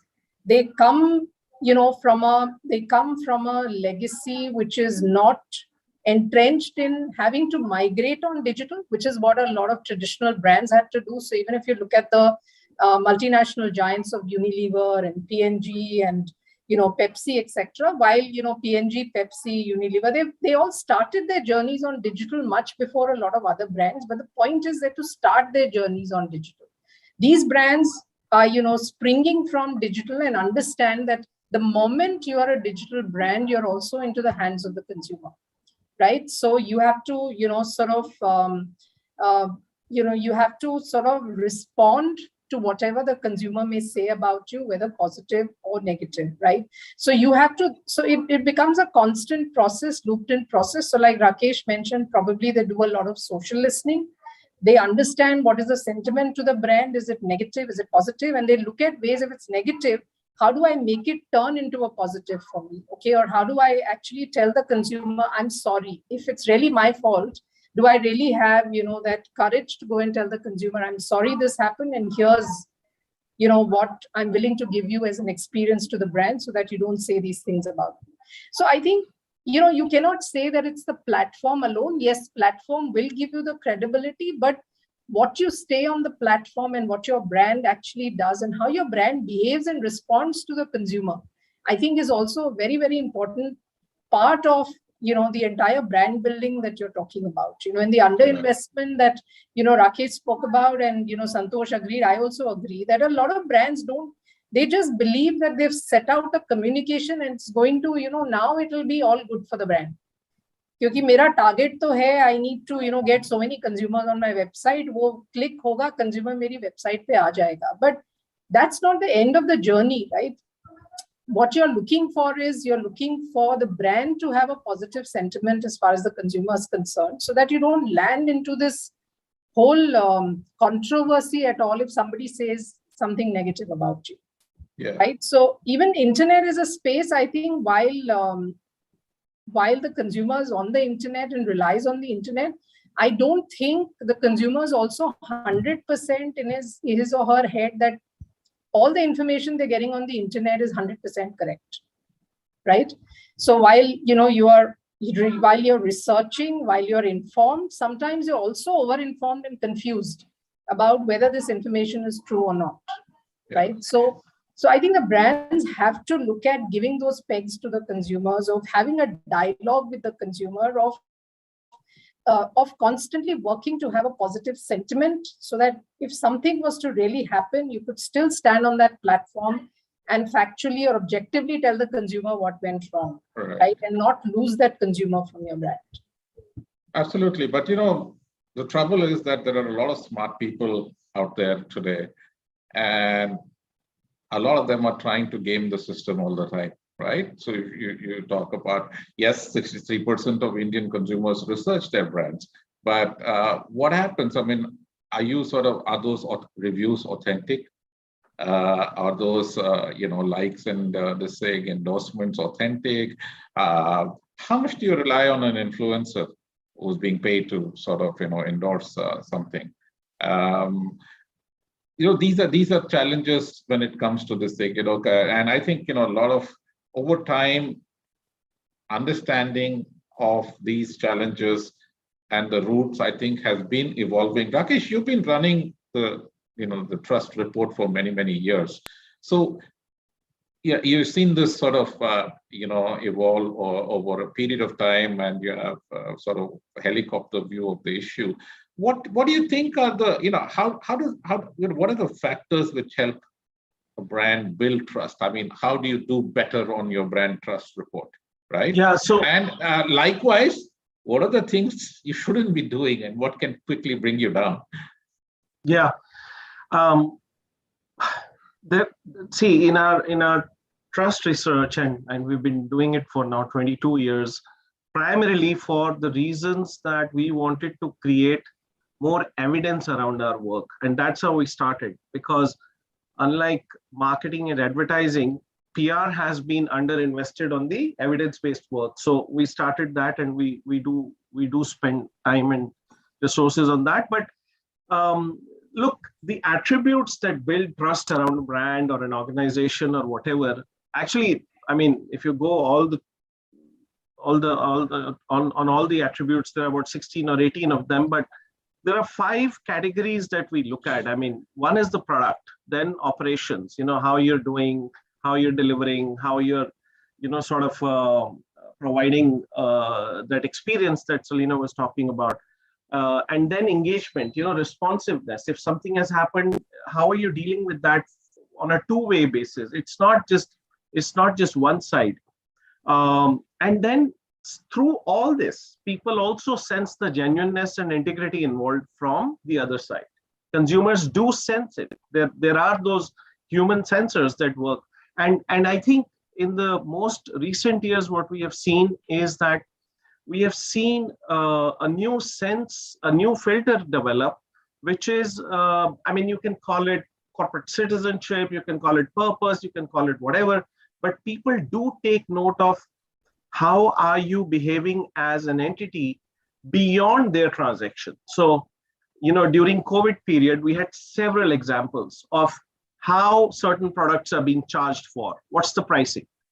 Then we saw, what is your employer brand like? I mean, as an employer, are you taking care of safety and health of your employees, or are you telling them to just show up at the office at any cost, COVID or no COVID, right?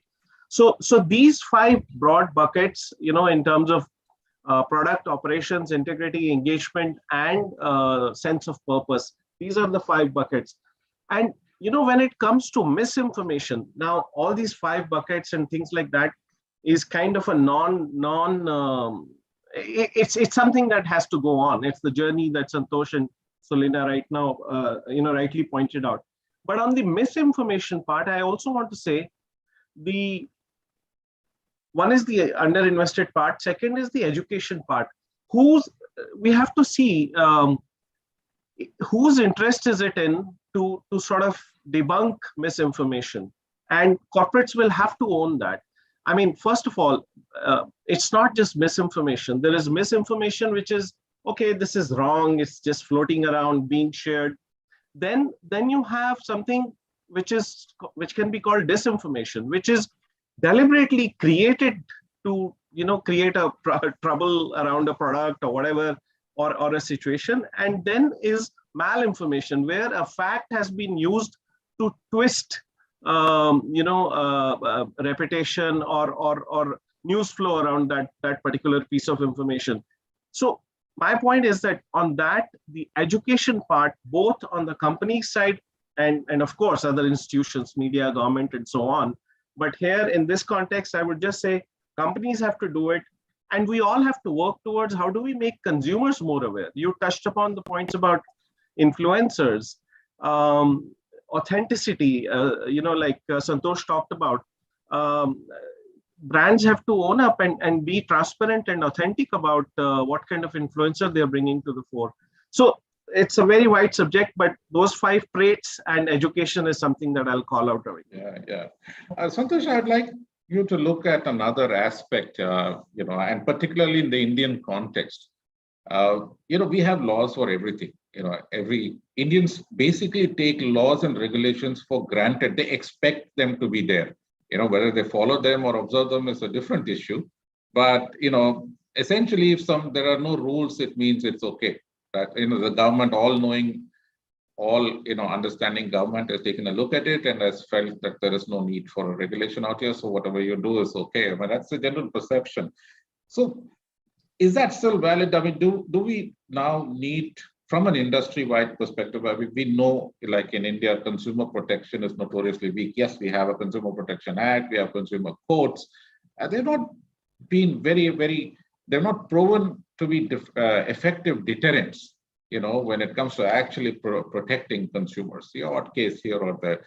The legal system, basically, it's not a recourse which the ordinary individual consumer can seek with any hope of reasonable success at reasonable cost within a reasonable period of time. If you're deep-pocketed, if you're an Amazon slugging it out with Reliance, that's a different issue. You can fill rooms with filings and fight, till kingdom come.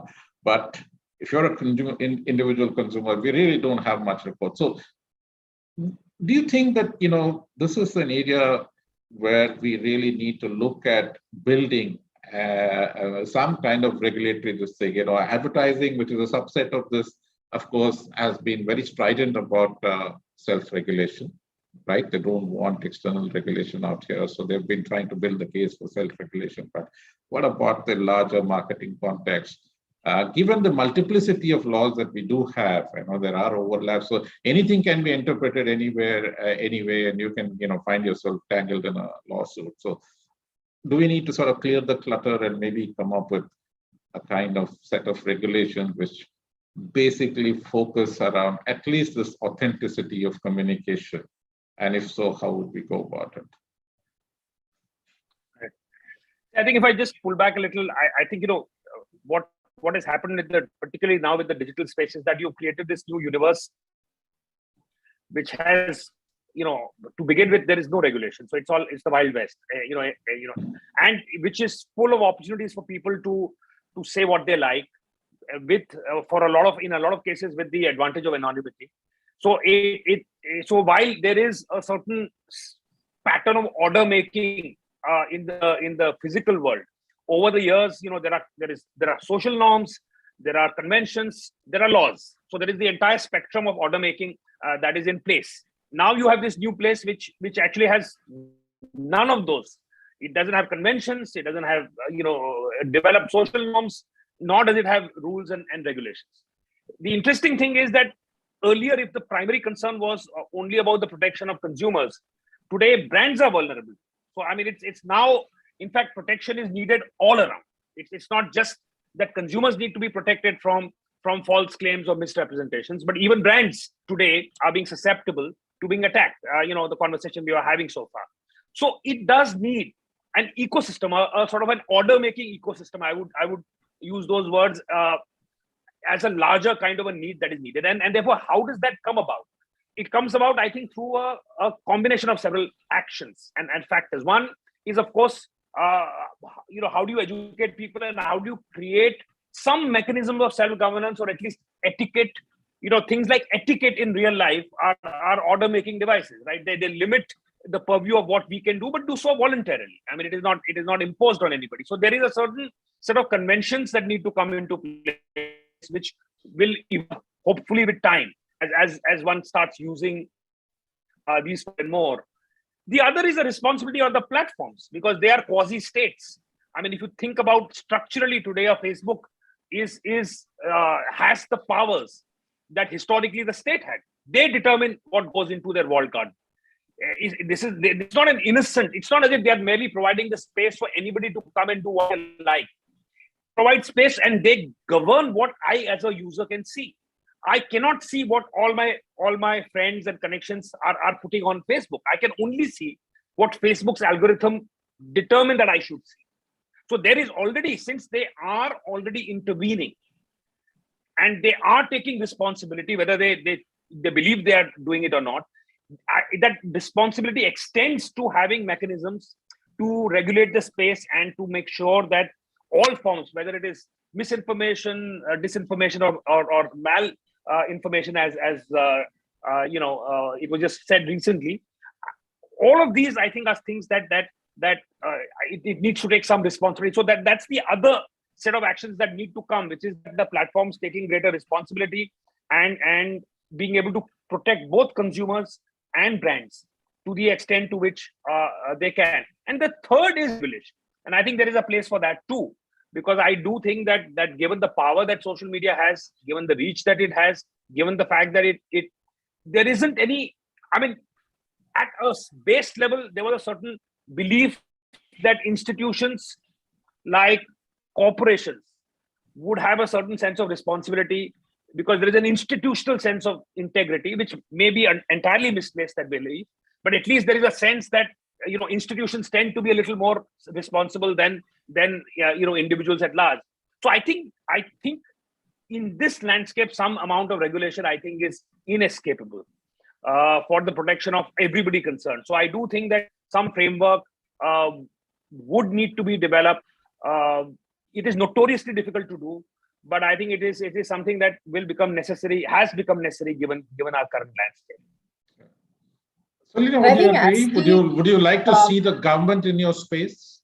So I'll tell you, I mean, yes, there are regulations from the government. So if you look at the liquor sector, for example, and you want to do any advertising, so to say, or communication in the liquor sector, there are very, very stringent, regulations. There are very stringent regulations on pharma that, are really there from the government's point of view and what you're saying to the consumer in terms of communication. Google, Facebook, etc. also have their own rules when it comes to liquor, when it comes to pharma. So Google will not allow you to advertise your medicine directly to a consumer, right? So there are these, checks and balances that have been put into place. And I think the other thing is that there are industry bodies like ASCI. I mean, yes, ASCI used to be like quite a toothless tiger a few years ago, but I think over a period of time, they've also evolved to really say, what are the regulations that need to be there. So, I mean, in fact, I think the most welcome move that they did was this whole regulation that they put out on influencers, right? That when you are putting out, they lobbied with the government, they lobbied with the industry that if an influencer is putting out a brand post, the influencer actually needs to mention it as a promotion, right? Unlike, say, about a couple of years ago, where an influencer could actually put out a brand communication endorsing a brand without really saying that he or she was endorsing the brand.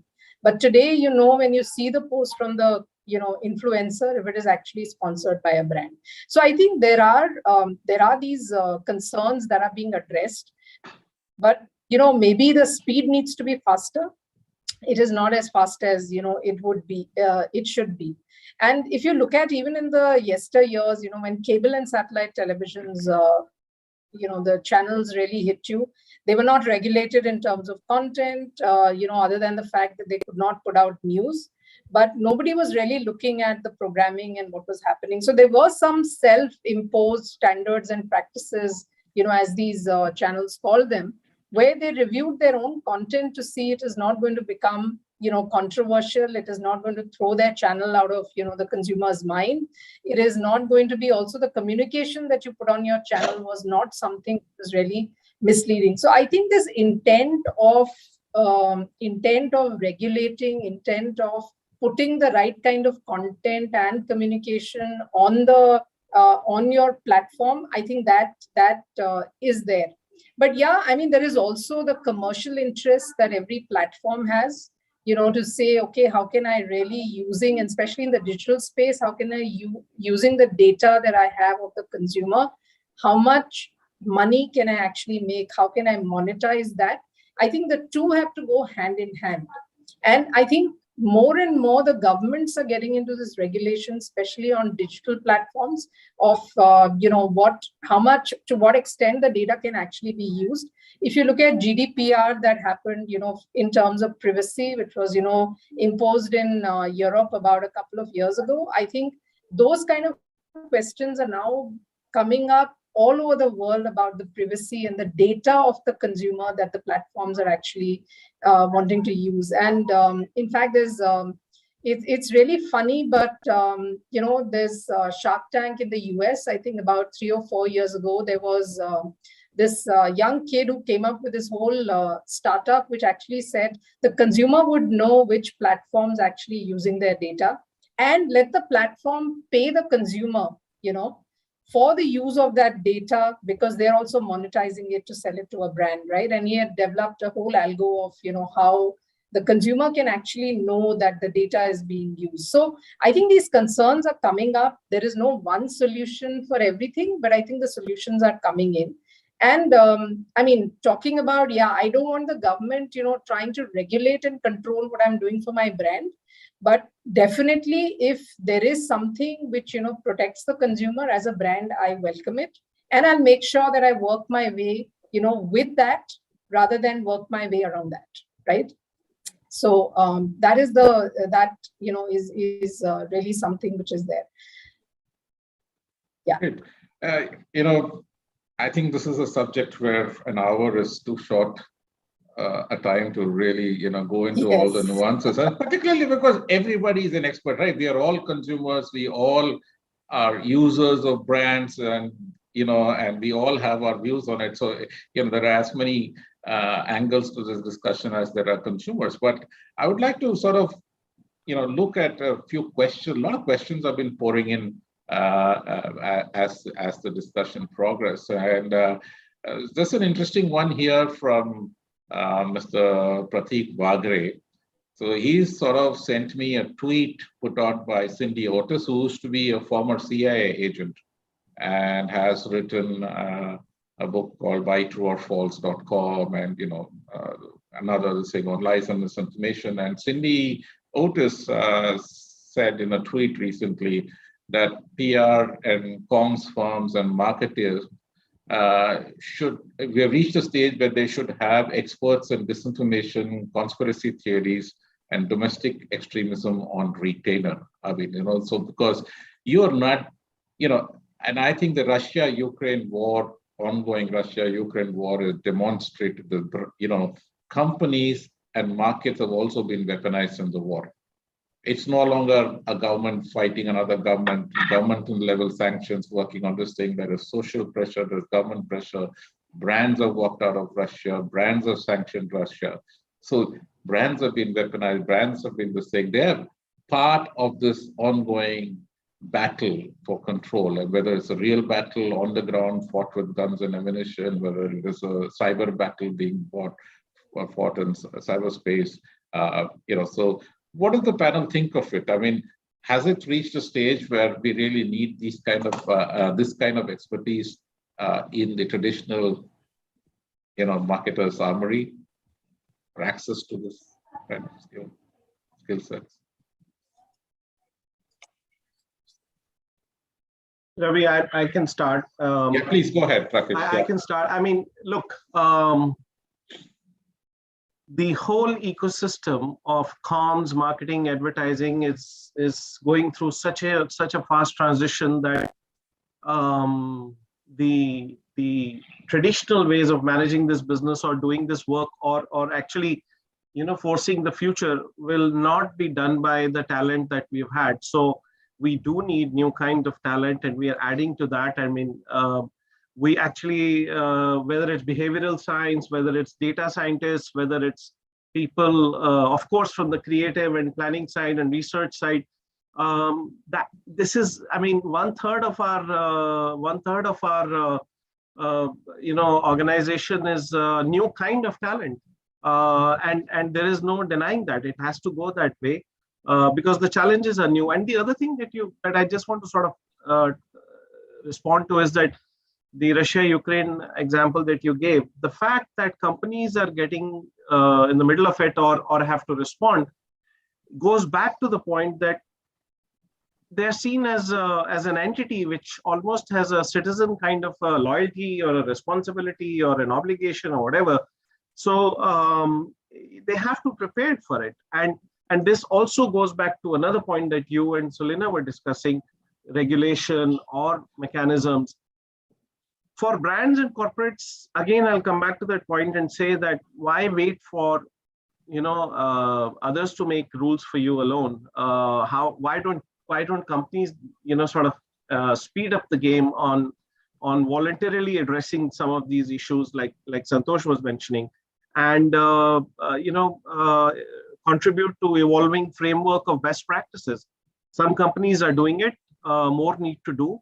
And that's how we will find solutions to these, because challenges are new, and as we go forward and as digital penetration increases and more usage of channels and devices and platforms gets into language spaces and all, already so much has happened, this will be required. So we have to be proactive about it. Yes, there's another question here. Questioner is anonymous, so they have not sort of signed in with their name.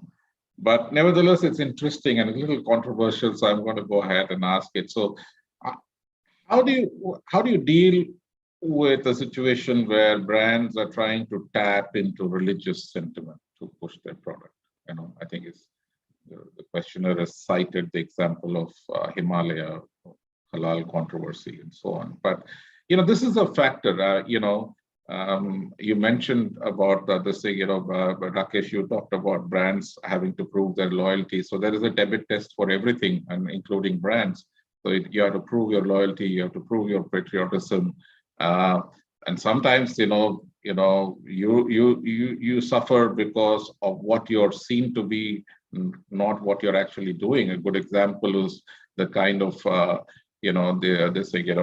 this Singapore company Shopee, which decided to quit India because their game got banned by the government on the grounds that it was Chinese app. The company itself says it's Singaporean, and Tencent, the Chinese company, has only 5% stake in it, but it's perceived to be Chinese, not Singaporean, and so out they went. So so there are other very, very highly emotive trigger factors coming into play out here. Patriotism, nationalism, religion, very powerful emotive factors. And when a brand is at the receiving end of something like this, or is vice versa also trying to exploit this, what does one do? What can be done? Is this something which is likely to happen more in the future? Does it need to be controlled in any way? Santosh, would you like to? Yeah. No, so this is I think a consequence of the fact that of this overheated kind of an information petri dish that I think all of us are part of. So I mean, this is I think one of the dangers of modern business. I think here again, I think the journey begins earlier. In a sense, I think one thing that companies need to be much more sensitive to are in terms of their actions is the political and cultural consequences. So in that sense, every business is today a culture, and it is politics. I mean, it is, if you don't see yourself in a new way fundamentally. I mean, if you think of yourself as being, innocent marketers, or or people producing things and selling things, and that is all that you do, whether you like it or not, that is not everything that you do. I mean, whether you like it or not, every piece of communication is potentially a cultural sort of a minefield there. It is, and you are susceptible, depending on the category that you are in, to pressures from the current political compulsions. So I think one is, of course, a much higher degree of self-awareness that is needed, and the ability, therefore. So for instance, when you do advertising, the fact you cannot claim today to be naive about the fact that it will be potentially be received in a certain, and could get reactions of a certain kind. So I would particularly make the point that, because brands today are taking on this mantle of having purpose and taking on these loftier and loftier themes for themselves, part of it is is a reaction that is the brands invite themselves by walking into areas. And then, like in the case of, say, Tanishq, if you are walking into those areas, you cannot then claim that you cannot anticipate the consequences. So particularly when you are taking those kind of actions, do it with the full knowledge of what is likely to happen. And if you want to take that chance, take it by all means. But you cannot claim that you are not aware of the fact that this can potentially happen. So that is when you are actually walking that kind of a road. If it happens to you without your actually meaning anything to happen, I think it's at the moment that it happens, the forces are far too strong for brands to, in most cases, to be able to respond in any meaningful way in the short term. I think the longer term, there isn't. I can't see a quick fix to something like this, because there is asymmetry of power there. There is, this is emotion. There is a certain amount of, in the moment, it takes on a kind of a dimension that is very difficult to control and navigate. So I think the good part of it is that in a lot of cases, just as social media heats up quickly, it forgets about it and heats up about something else very soon. So I mean, to that extent, I think the learning here more is in terms of a longer term proactive kind of a view rather than a short term reactive view. Because I think in the moment, if you're caught up in, if somebody bans you because somebody thinks you're from China, and you are banned, and then your recourse is really lobbying, speaking to the government it's a different set of skills that now need to come into play. It doesn't remain in the ambit of communication or marketing anymore. Yes, so true. And ultimately, it's very, I think it's very, very relevant what you said, Santosh, that you really have to be conscious of everything that you do in today's world. I mean, that you take the Hyundai Pakistan's tweet on Pakistan National Day, and hundreds of brands do the same thing in India on Independence Day or Republic Day and all that. But it led to a pretty damaging cancel call in India. So you really, beyond a point, there is some things are just not in your control. But I think being aware of the fact that everything that you say, do in today's connected world as a brand is open to multiple interpretations is a good starting point. Wonderful to have all of you on this discussion. We've sort of reached the end of our scheduled time out here. Thank you once again. I think it was really absorbing, and I would have, maybe liked for this to carry on for another half an hour at least, but we are out of time. So thank you once again. And over to you, Venkatesh. Thank you for having us. Thank you. Thank you. Thank you so much. That was a superb conversation, and I was listening, interested, learned a lot from it. Thank you, folks, for that conversation. And it's exactly 2:03, so we're going to finish it in the next 30 minutes, hopefully. And this is going to be our last session of the day. We are talking about collaboration over competition. And why we're doing that is because we are going to be talking to several fact-checking organizations who are part of the Ekta News Coalition. You can see the logo of the Ekta News Coalition at the bottom right of your screen. And the 7 organizations who are represented are Vishwas News, India Today Group, AFP, Medan, Boom, The Quint, and Factly. And we're calling it a lightning round, and I'll explain that in a second.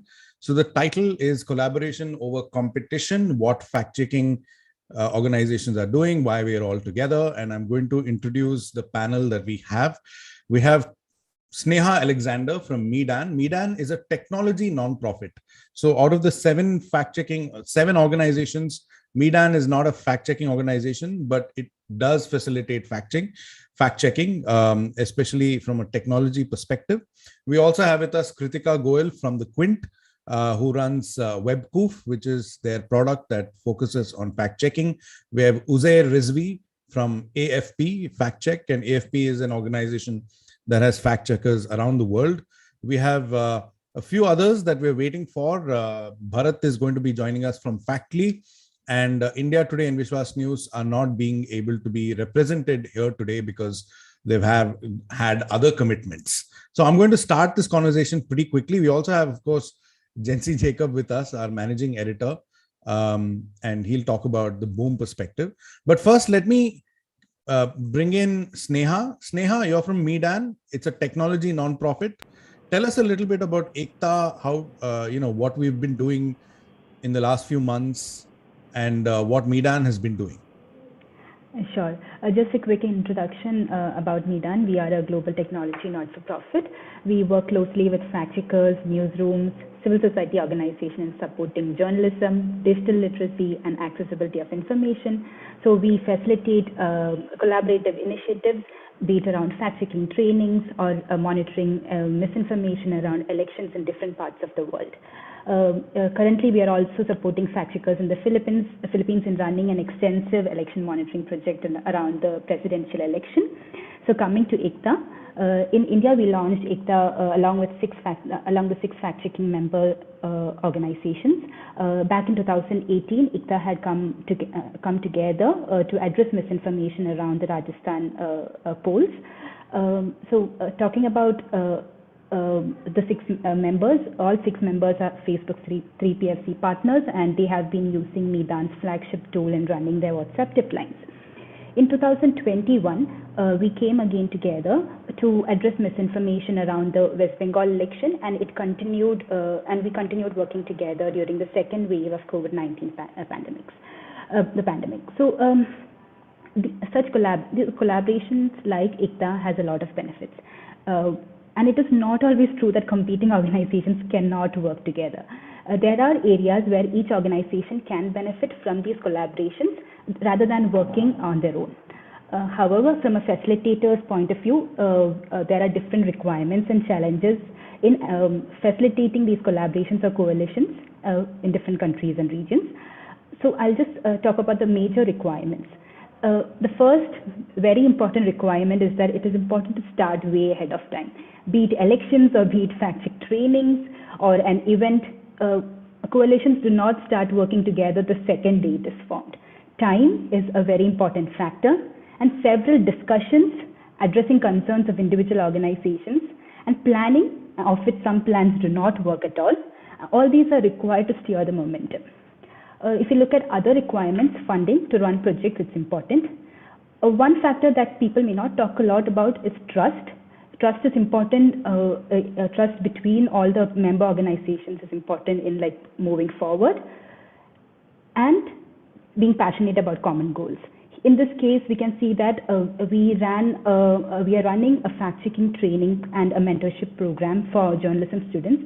What we observed was that all the 6 member organizations were passionate about connecting with the next generation of fact-checkers, imparting those skills, and also getting to know what they know about fact-checking, what they think about fact-checking.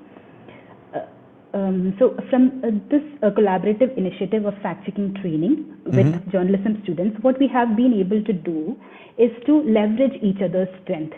It can be reaching out to colleges and asking professors, like, would you ask your students to apply for this program? Or curriculum designing. This curriculum was designed so that these journalism students could know what is it to fact-check on a daily basis. And all organizations came together to discuss what works, what does not work, what is the best way to impart lessons in fact-checking. All these skills were pooled together to run these fact-checking trainings, and each training was also conducted by 2 different members from different organizations. Right.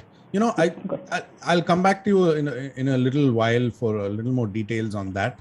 But, you know, you spoke about starting ahead of time, you know, trust, being passionate about common goals, and other points. These are excellent points. On that note, I also want to welcome Bharat Guniganti, who's here from Factly, who's just joined in. So just carrying on from what you've been saying, Sneha, one aspect, I suppose, is chemistry, right? Like team members, trust comes when you have repeated meetings, and then ultimately you can then say, okay, I trust you. Trust comes from chemistry as well. So Jensi, I want to ask you, this second coming of Ekta that we've seen in the last month or 2, we've been doing trainings, but how long has the journey been? You know, the journey has been pretty long, actually. For us, it's been a huge learning in terms of what we've understood is that it's not just important, or it's not just necessary that you should all have the right intentions, but also the right chemistry which is required. Apart from the fact that we all have organizational goals, and some, you know, while individually we may all feel very passionate about doing the right thing and about coming and forming a collaborative newsroom, which frankly speaking is still a dream that we are all pursuing ahead of some very important elections that are going to come this year and next year and the year after that. But we always felt that rather than actually stalling and feeling frustrated about the fact that we are not able to move all our organizations in one direction to do that, like many other countries are doing it. And as you know, Sneha talked about Midan's own experience, they have done this successfully in other countries along with other partners. And I have myself witnessed in countries like Indonesia, where diverse organizations have come together along with NGOs and civil society groups, along with media organizations, both mainstream and digital, to run very intensive fact-checking collaborations just ahead of very important elections there. And we felt that if that is not happening, then let's at least move into the area of media literacy. And that's how we decided to do this just ahead of the UP elections. And we've continued to do that right now. And just the thought of bringing everyone together, trying to assimilate everyone's ideas, thinking all in one direction, making those decks where we decide, okay, what should go in each session, who should be doing it. We also decided that as much as possible as we can do, all the at least 2 partners should do one workshop, even though one partner may be responsible for each workshop.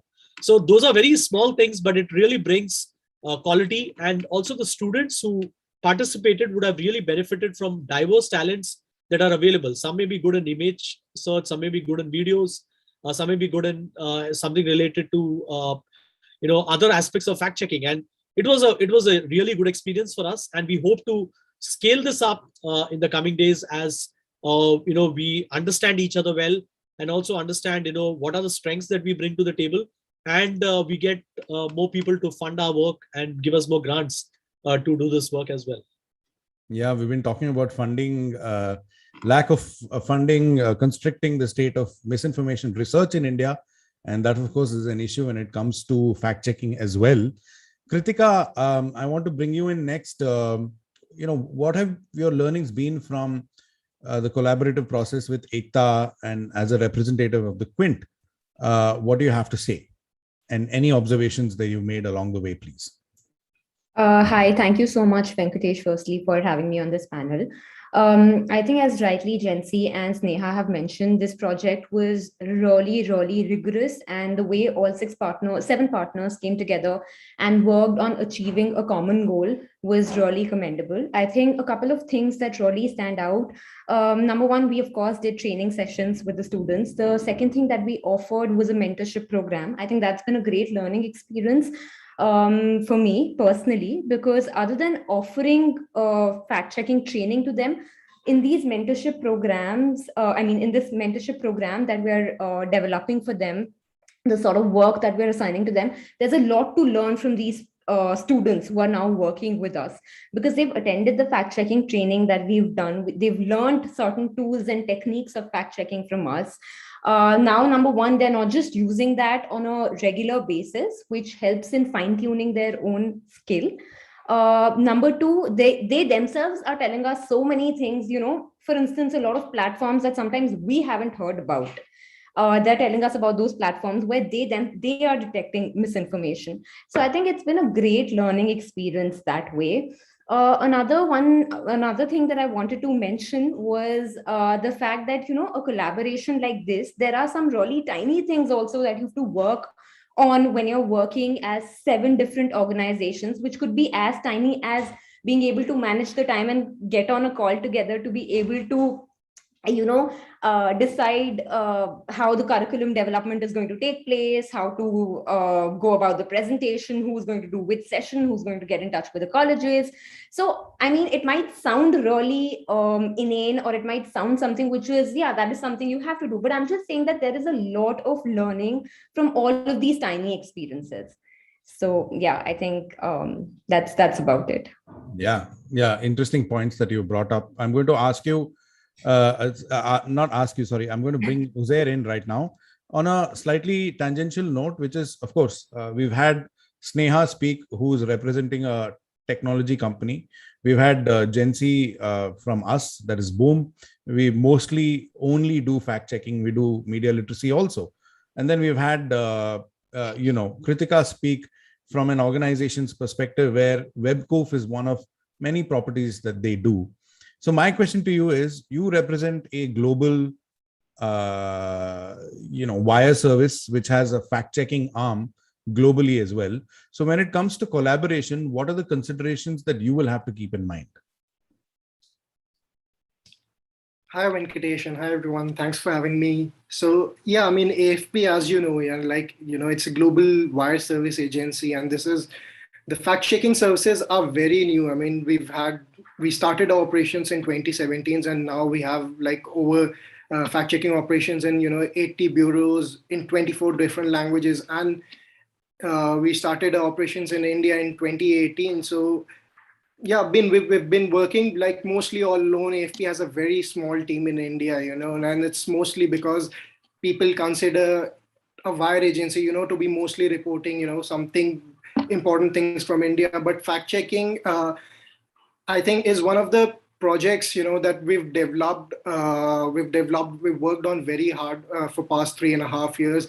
I think one of the reasons is, the kind of misinformation that we've seen in India. That's why we've grown into various languages as well. I think Hindi is, we've recently started our operations in Hindi, which is it's a very new thing for AFP, because AFP mainly operates, the wire service mainly operates in English language, and we don't have, any Hindi reportage. But for fact checking, we are, we have this new service in Hindi as well. and then we're planning to expand it to different languages. I think, this collaboration was very important for us, for an agency like us who have, a small, let's say a small newsroom, and not as ground covered, as other organizations like, we have big organizations like India Today, Quint, and specialist organizations like Boom Life who are there in India working on this misinformation thing. But yeah, I mean, we're happy to work along with them as well, and we are keen to work alongside, and educate and stem the tide of misinformation. So I think one of the also, I mean, the key learnings, what I would say from this is, like, we've done informal partnerships all over the world. We've worked with journalists as well, during the Brazil elections and the Philippines elections as well. But I think this was the first time that we've directly worked with the students.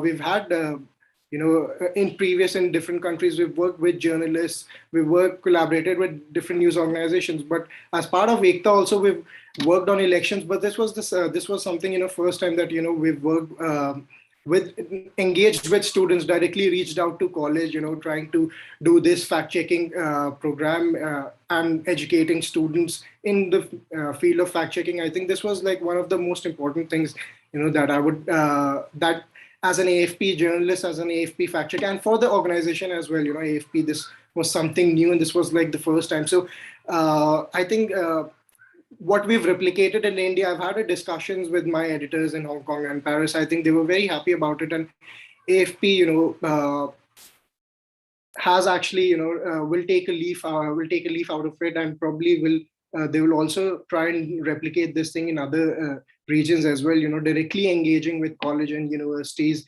and journalism students and training them. Yeah, that's very interesting that the Ekta model is also proving to be an example for places outside India. Previously, we've seen, of course, that models we've seen in Mexico and Indonesia and Brazil have been touted as the prototypes for this kind of collaboration. But of course, there's so much more that we can do. I should quickly add that in Ekta started in 2018 when me and a bunch of people, we started things. We fact-checked one election. There were other partners then. But for any collaboration like this, it requires some partners to come along and take it seriously. So Medan really has emerged as this nodal organization that has brought all of us together this time round, and all of you all who are representing various organizations, of course. Bharat, I want to ask you, specifically when we talk about fact-checking and the sphere of misinformation in India, the big thing we say is, it's not English. We're all in English. We should be in all the languages, and then we talk about Hindi, but very, very often, many other languages are kind of left out as well. So can you talk us through a little bit about what an Ekta potentially can do? Maybe it's not doing it right now when it comes to addressing these and other such challenges. Yeah, thanks, Venkatesh. See, we as faculty, we do primarily focus on addressing misinformation with both the Telugu states in Telugu.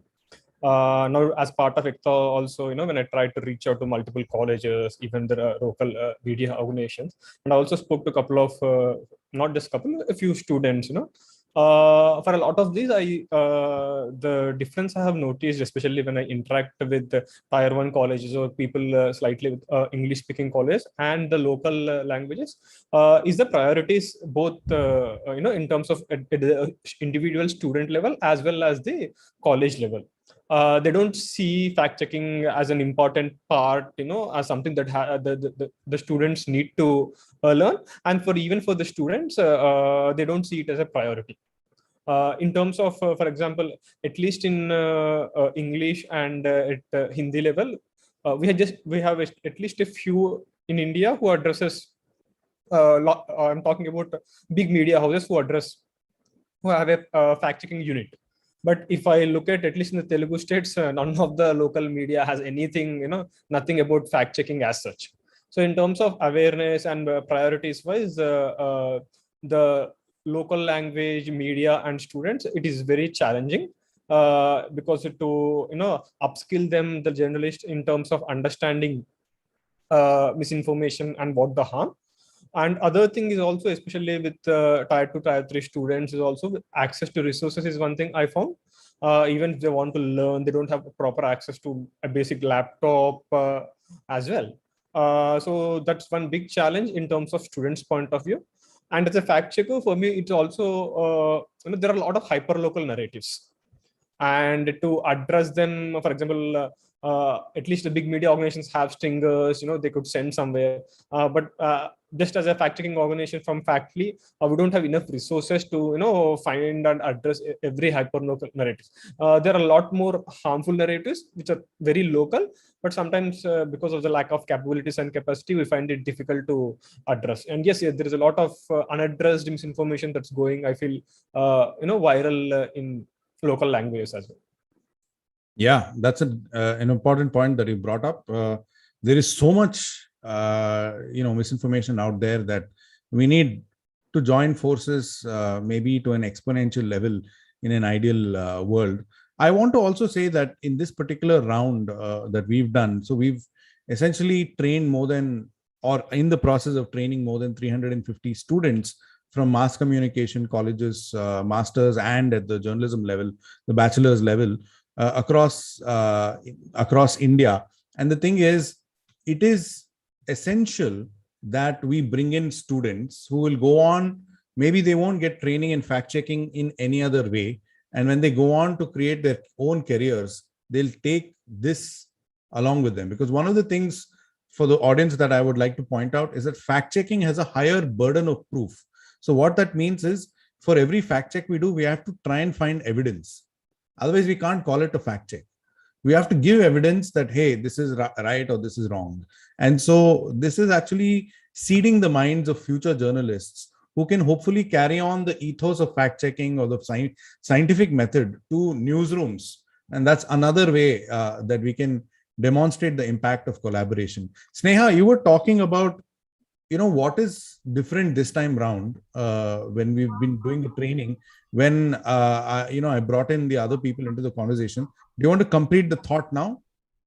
Sure. So when we think about what distinguishes this media literacy, this fact-checking trainings from others, so first of all, a collaborative curriculum building. All these 6 organizations coming together and seeing what has worked. They might have conducted fact trainings before also, but now it's collective knowledge. They're coming together and build a curriculum, and in the best effective way, so that students, future fact checkers, really understand how it is to fact check, how to go about a fact check, how to write a fact check. So it's like a full-fledged understanding of how to, if tools at all are useful, when do tools become useful in fact checking. So the curriculum building itself was very interesting in this. And also, leading fact checkers of the country are doing this. Fact checkers who do address misinformation on a daily basis. So it's not like people who are like not doing it on a daily basis, but every day they are working on addressing misinformation. So, and it's not, what we also focused was not just about verifying information, but different aspects of fact checking, which includes mental health, issue of mental health. Fact checkers come across a lot of disturbing content on a daily basis. So how to deal with it, how to address it as a team, what do you have to understand while getting into the field of fact checking. And the most important thing I would say is that mentorship program, like after the workshops, each organization, most of the organizations in this who are ECTA members are shortlisting 2 students with whom they would work with for 3 months. So giving, we may not be able to have everyone, but at least making an effort to have interns and have them work with them in their newsrooms. I think that is what is different from what other fact-checking trainings have been doing all this while. Yeah. In the parlance of technology, we can say that we are trying to be the full stack, right? Right from recruiting students, training them how to do fact-checking, then teaching them how to write fact checks, teaching them about mental health, and of course, the ethics of fact-checking, where you have access to a number of tools. When should you use it? When should you not use it? And then getting them to do fact-checking. So we're going the whole hog. Let's hope that we are successful at every step of this journey. I want to actually round things up and end this conversation. So I'll come to you each for a quick comment before we can close. Jency, oh, and the other thing I would like to stress here is we talk about funding, and funding is always an ongoing concern. But this particular round, for example, has been made possible because of funding from Google, so that we can go on and do what we do best. There's a saying that's attributed to Google, which is do what you do best, leave the rest to the rest, something like that. Jency, I want to ask you, this whole collaboration over competition thing we're talking about, for us, it's a big deal because historically, if you see any journalism related movies or shows or read a book or a comic, is always about one journalist or a reporter trying to get the news faster than the other. So we're naturally competitors, right?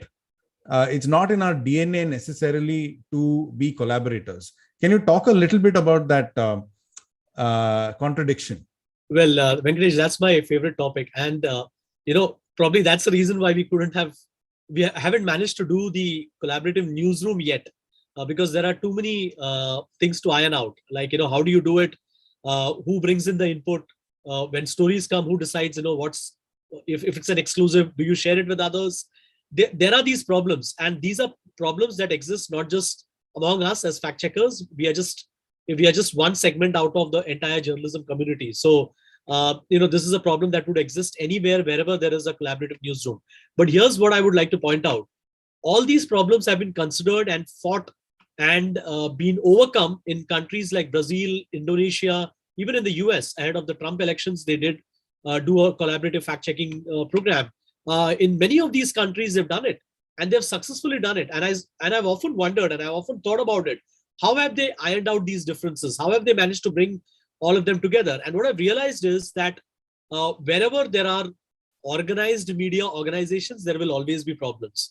Because the organization goal is always very big, and many people don't feel that they would want to tie up with smaller organizations. Though even in our own coalition, we have the Jagran Group, and we also have the India Today who are working with us, and that went very well for us as far as the media literacy is concerned. So coming back to our collaborative newsroom, yes, we've not been able to do it yet, only because of the fact that we were not able to get funding. I feel the collaborative nature of how we will do it would have been addressed if we would have got the funding to do it, because we really needed money to bring in tools, to bring in people, to hire more journalists to come and work with us, who would work just on this program ahead of important elections. Then we needed money for some infrastructure costs. There were requirements, and that's why we were not able to do it. And I'm hopeful that someone who's listening to this panel would take up this challenge and support us in the future, because collaborative newsrooms help. Individually, when we do stories, they have limited reach. When all of us come together and we decide, okay, this is one story where we all want to work together. I may have something, Kritika may have something else, Uzair and Bharat may bring in some other perspectives. And we've seen this earlier. Venkatesh, you yourself led this initiative, way back during Rajasthan elections, if I'm not mistaken. And you know how it works. It can work. Sometimes the mental block is just in our own head that it cannot work. But when we all come together and we figure out how to have that common dashboard where all these information can be shared and how the credits have to be shared, everything else can be done. But first is fundraising, and that's what we're going to work very actively in the coming year. Okay, that was interesting, and I'm going to wrap things up. I'm going to ask each of you to make a quick comment, and maybe I'll throw in a question there. Kritika, you want to say something you haven't been able to say yet? I think just one very tiny thing I wanted to mention, that was that these trainings that we did, they were majorly focusing on fact checking. I think going forward, if we can also look at media literacy, that would be very interesting for us as a consortium to come together and work on. But there was something that we did cover in our fact checking trainings, that was talking to students about ethics of fact checking, mental health, how do you write a fact check. Again, these are topics which will look like, yeah, that's something students would know, but that's not true, because when we were interacting with these students, the students had a lot of questions, especially pertaining to mental health. How do you take care of your own mental health while you're working on these fact checks, given you're interacting with a lot of content which is sometimes violent, gory in nature, right? So I think just one thing that I really look forward to is that the collaborations that we do in the future. It would be really great if we could work on some research projects together, if we could also work on media literacy trainings together. So yeah, I think that's about it. We had the earlier research panel, and we had many of the academics and professors in that panel, all three of them rued the fact that there aren't enough, they're open for collaboration with industry, with fact checkers, but it's just not happened beyond talking about it. So here's hoping that we can come together and create research as well. And at this point in time, I think it's important to say that as Ekta, we are open to working with everybody. So there are currently 15 IFCN accredited fact checkers in India. So at some point we'd like to open up and work with everybody, and then from there it's only a matter of seeing what else to do. So quick comments from, I'm going to ask Uzair and then Bharat, and then we'll round it off with Sneha. Uzair? Yeah, so Venkatesh, so we worked with Ekta on elections, and now we work with Ekta, along with collaborating training students as well. So I think we've covered two really interesting and important aspects in India.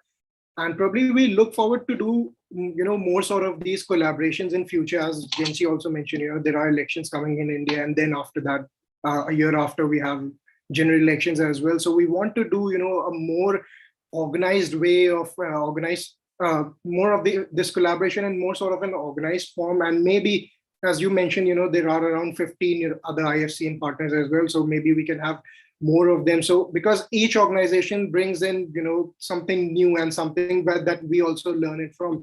For example, I think one of the key takeaways while we were working together on West Bengal elections, like AFP has limited resources on ground, and obviously the language barrier that we had, as we did not have any the local language speakers. So I think that was very important for us to, to collaborate with other newsrooms.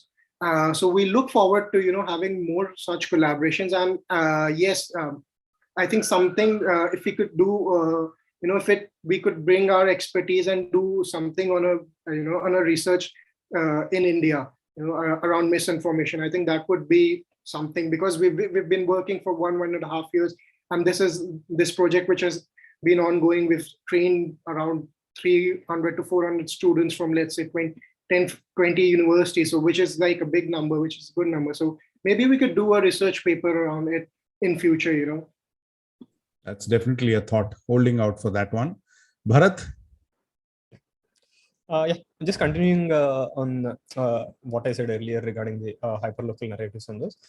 See, collaborations like these, mean a lot, especially with organizations who are not too involved in addressing such narratives. Finding patterns, especially like Uzair and Kritika mentioned about a research paper.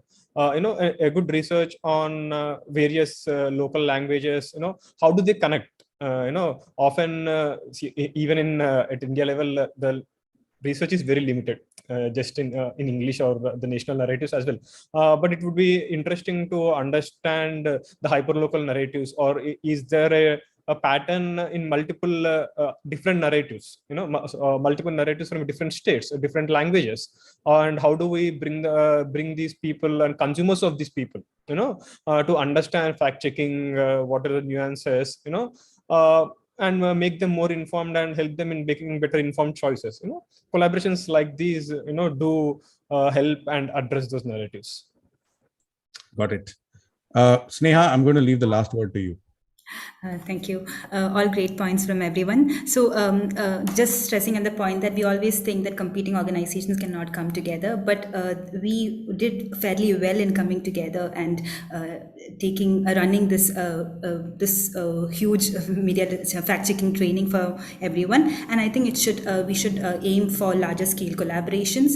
And when we fight misinformation, when we do it on our own, there is impact. But when the collective strength, when we come together, our collective knowledge, our collective skills will help combat misinformation in a more effective manner. And I think funding will come its way. It's just a matter of fixing our goals and moving forward. Yeah, I guess repetitive actions and all proceeding in the same direction. Thanks so much for that, Sneha. Thank you, Kritika, thank you so much. Jensi, thank you. Uzair, Bharat, thank you so much. I think we can wrap up the conversation here.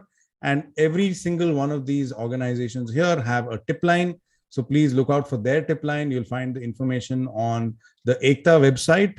Just Google Ekta Facts and you will find it. Of course, here I'm also ending the TruthSeekers conference, which is today, 2nd of April, World Fact-Checking Day, very appropriately one day after April Fool's Day. And this is our tip line as well. And also look up what we do, boomlive.in, and you will find a lot of information on what we do. And you can become a member as well. We need your support. It's not just all the other organizations. Of course, they need support. We need support. So support as much as you can. Thank you so much. And we'll close the TruthSeekers conference on this note.